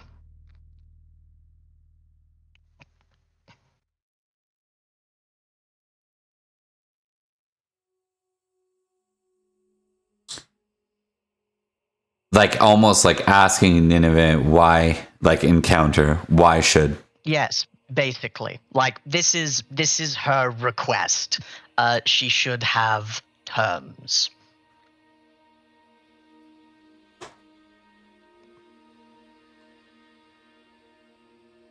King Cadwy is willing to negotiate the removal of the forest allies. It has been previously denied that they were under King Cadwy's purview. Was this a lie or has something changed? It was not by his direction that they do as they do. It's not by anyone's direction, really. That is not how they work. Seems awfully convenient that you can claim responsibility for them when they aid you, but not when they misbehave. Convenience is a part of what nobles call war, I suppose, in politics and drawing breath from what I find. It's what you do, is it not? You meet and have these feasts, and you game some more behind the scenes.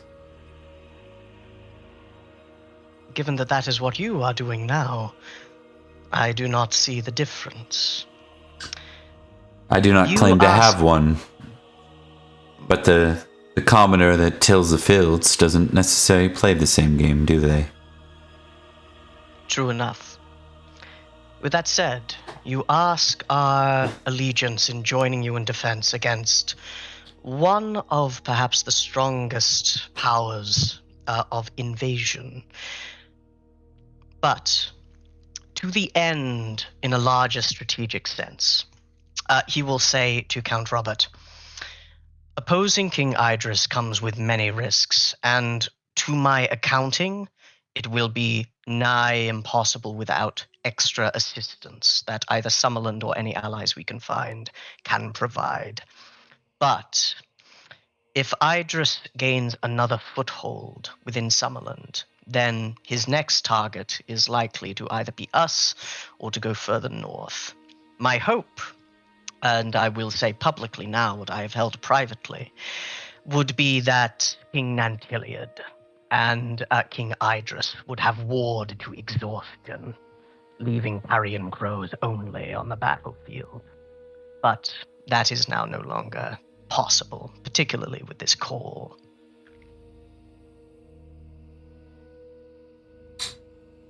Robert just shakes his head and says, "We have Wessex to worry for.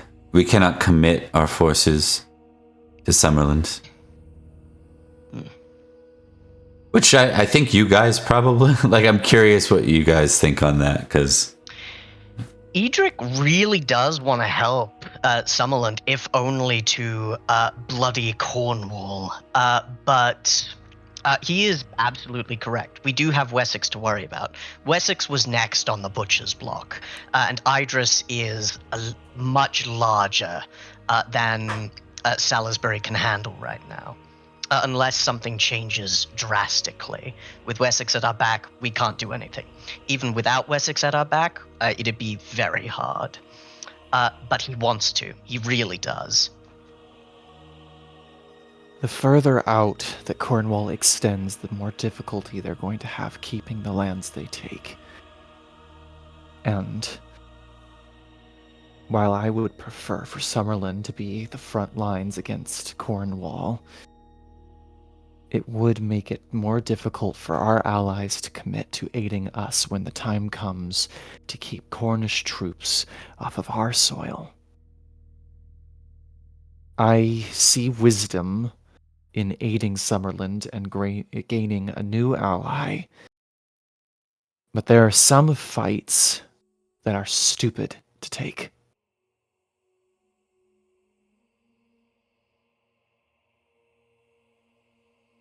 Erwin will say,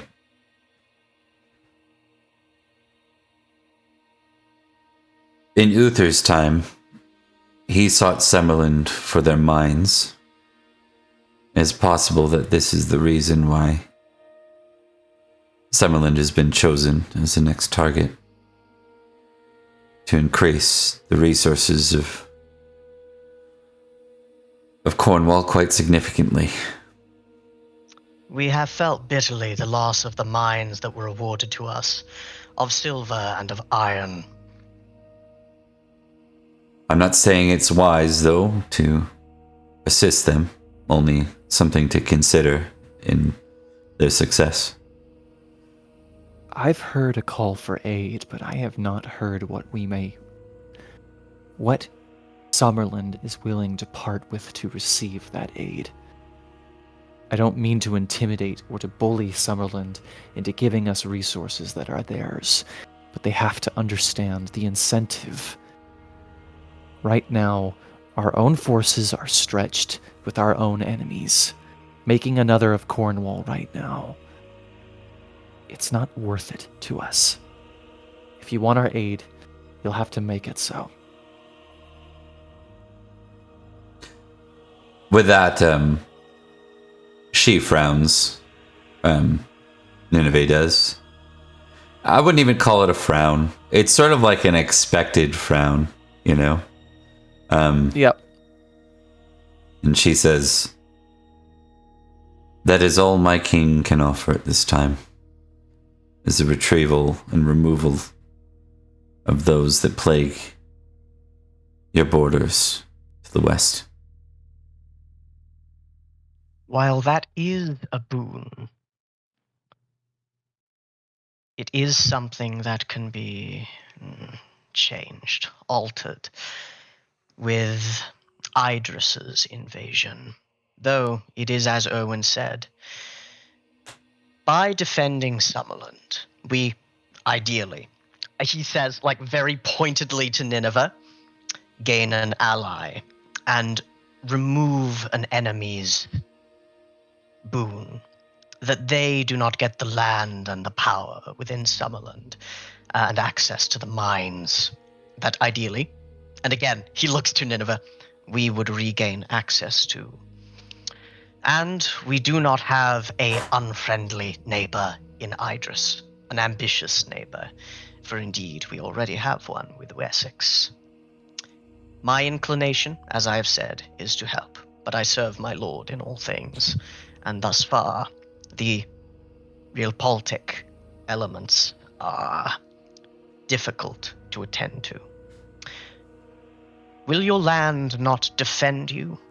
I have fought in battles where the magics of Merlin have assisted, and it changes tides dramatically. Can you not confound them and drive them to madness as has been done before? She doesn't reply to that. I think Virgil will. Yeah. If they could, then Cadway would have never made a deal with Uther, would he?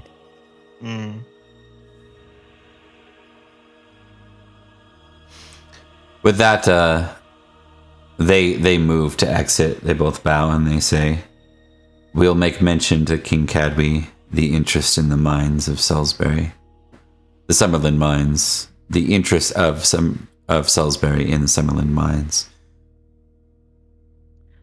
There is one other condition." So with that, she's not going to give you any opportunity to speak, Edrich. She cuts you off quite rudely and inappropriately in a way that is well below her station. Well below her right to do, given her station. She says... Blast her. Yeah. There's but one other piece of news that I might bring to the Swords of Victory, should they hear it. It is interesting indeed that you did not bring it up before, but yes, speak your piece. She looks right at Edrich and then at Florence. She says, "The future of Logres resides there." And then with that, she turns to leave. What was that supposed to mean? Prophetic gobbledygook. I think as she turns to leave, and as she is walking, probably not turning, I will say, as I was saying before I was interrupted, as a man and as a knight, you would have my assistance. As a loyal servant of my lord, there are other bonds which must be looked forward to. We shall see what can be done. And then Edrich will turn back to his lord. All right, and with that, guys, we will close. Hell yeah. I All right, really want to help them, but it's hard. Probably Really? not a good idea, though. What? No. Confusion and conflict in Anarchy? What are you talking about? That's What are we going to do? impossible. Round up a posse together and go fight them in the hills and the trees? You guys know somebody who's got a vested interest in that and also I know. knows about it. I know, and trust me, I was factoring in the small mercenary band into this conflict. The best use would probably be to either confound Wessex or to straight up use them in flanking attacks, but it's going to be tricky, especially with Salisbury not fully committing. All right, guys. I don't think Salisbury. Oh, God. Yeah. It's all good. Let's wrap this up for the folks. We'll start with you, Thomas, on outros. Hello, my name is Thomas. I have been Sir Edrich of Winterbourne, Stoke, and Marshal of Salisbury, and nothing can be easy, can it? It's true. It's role-playing in general. Mark.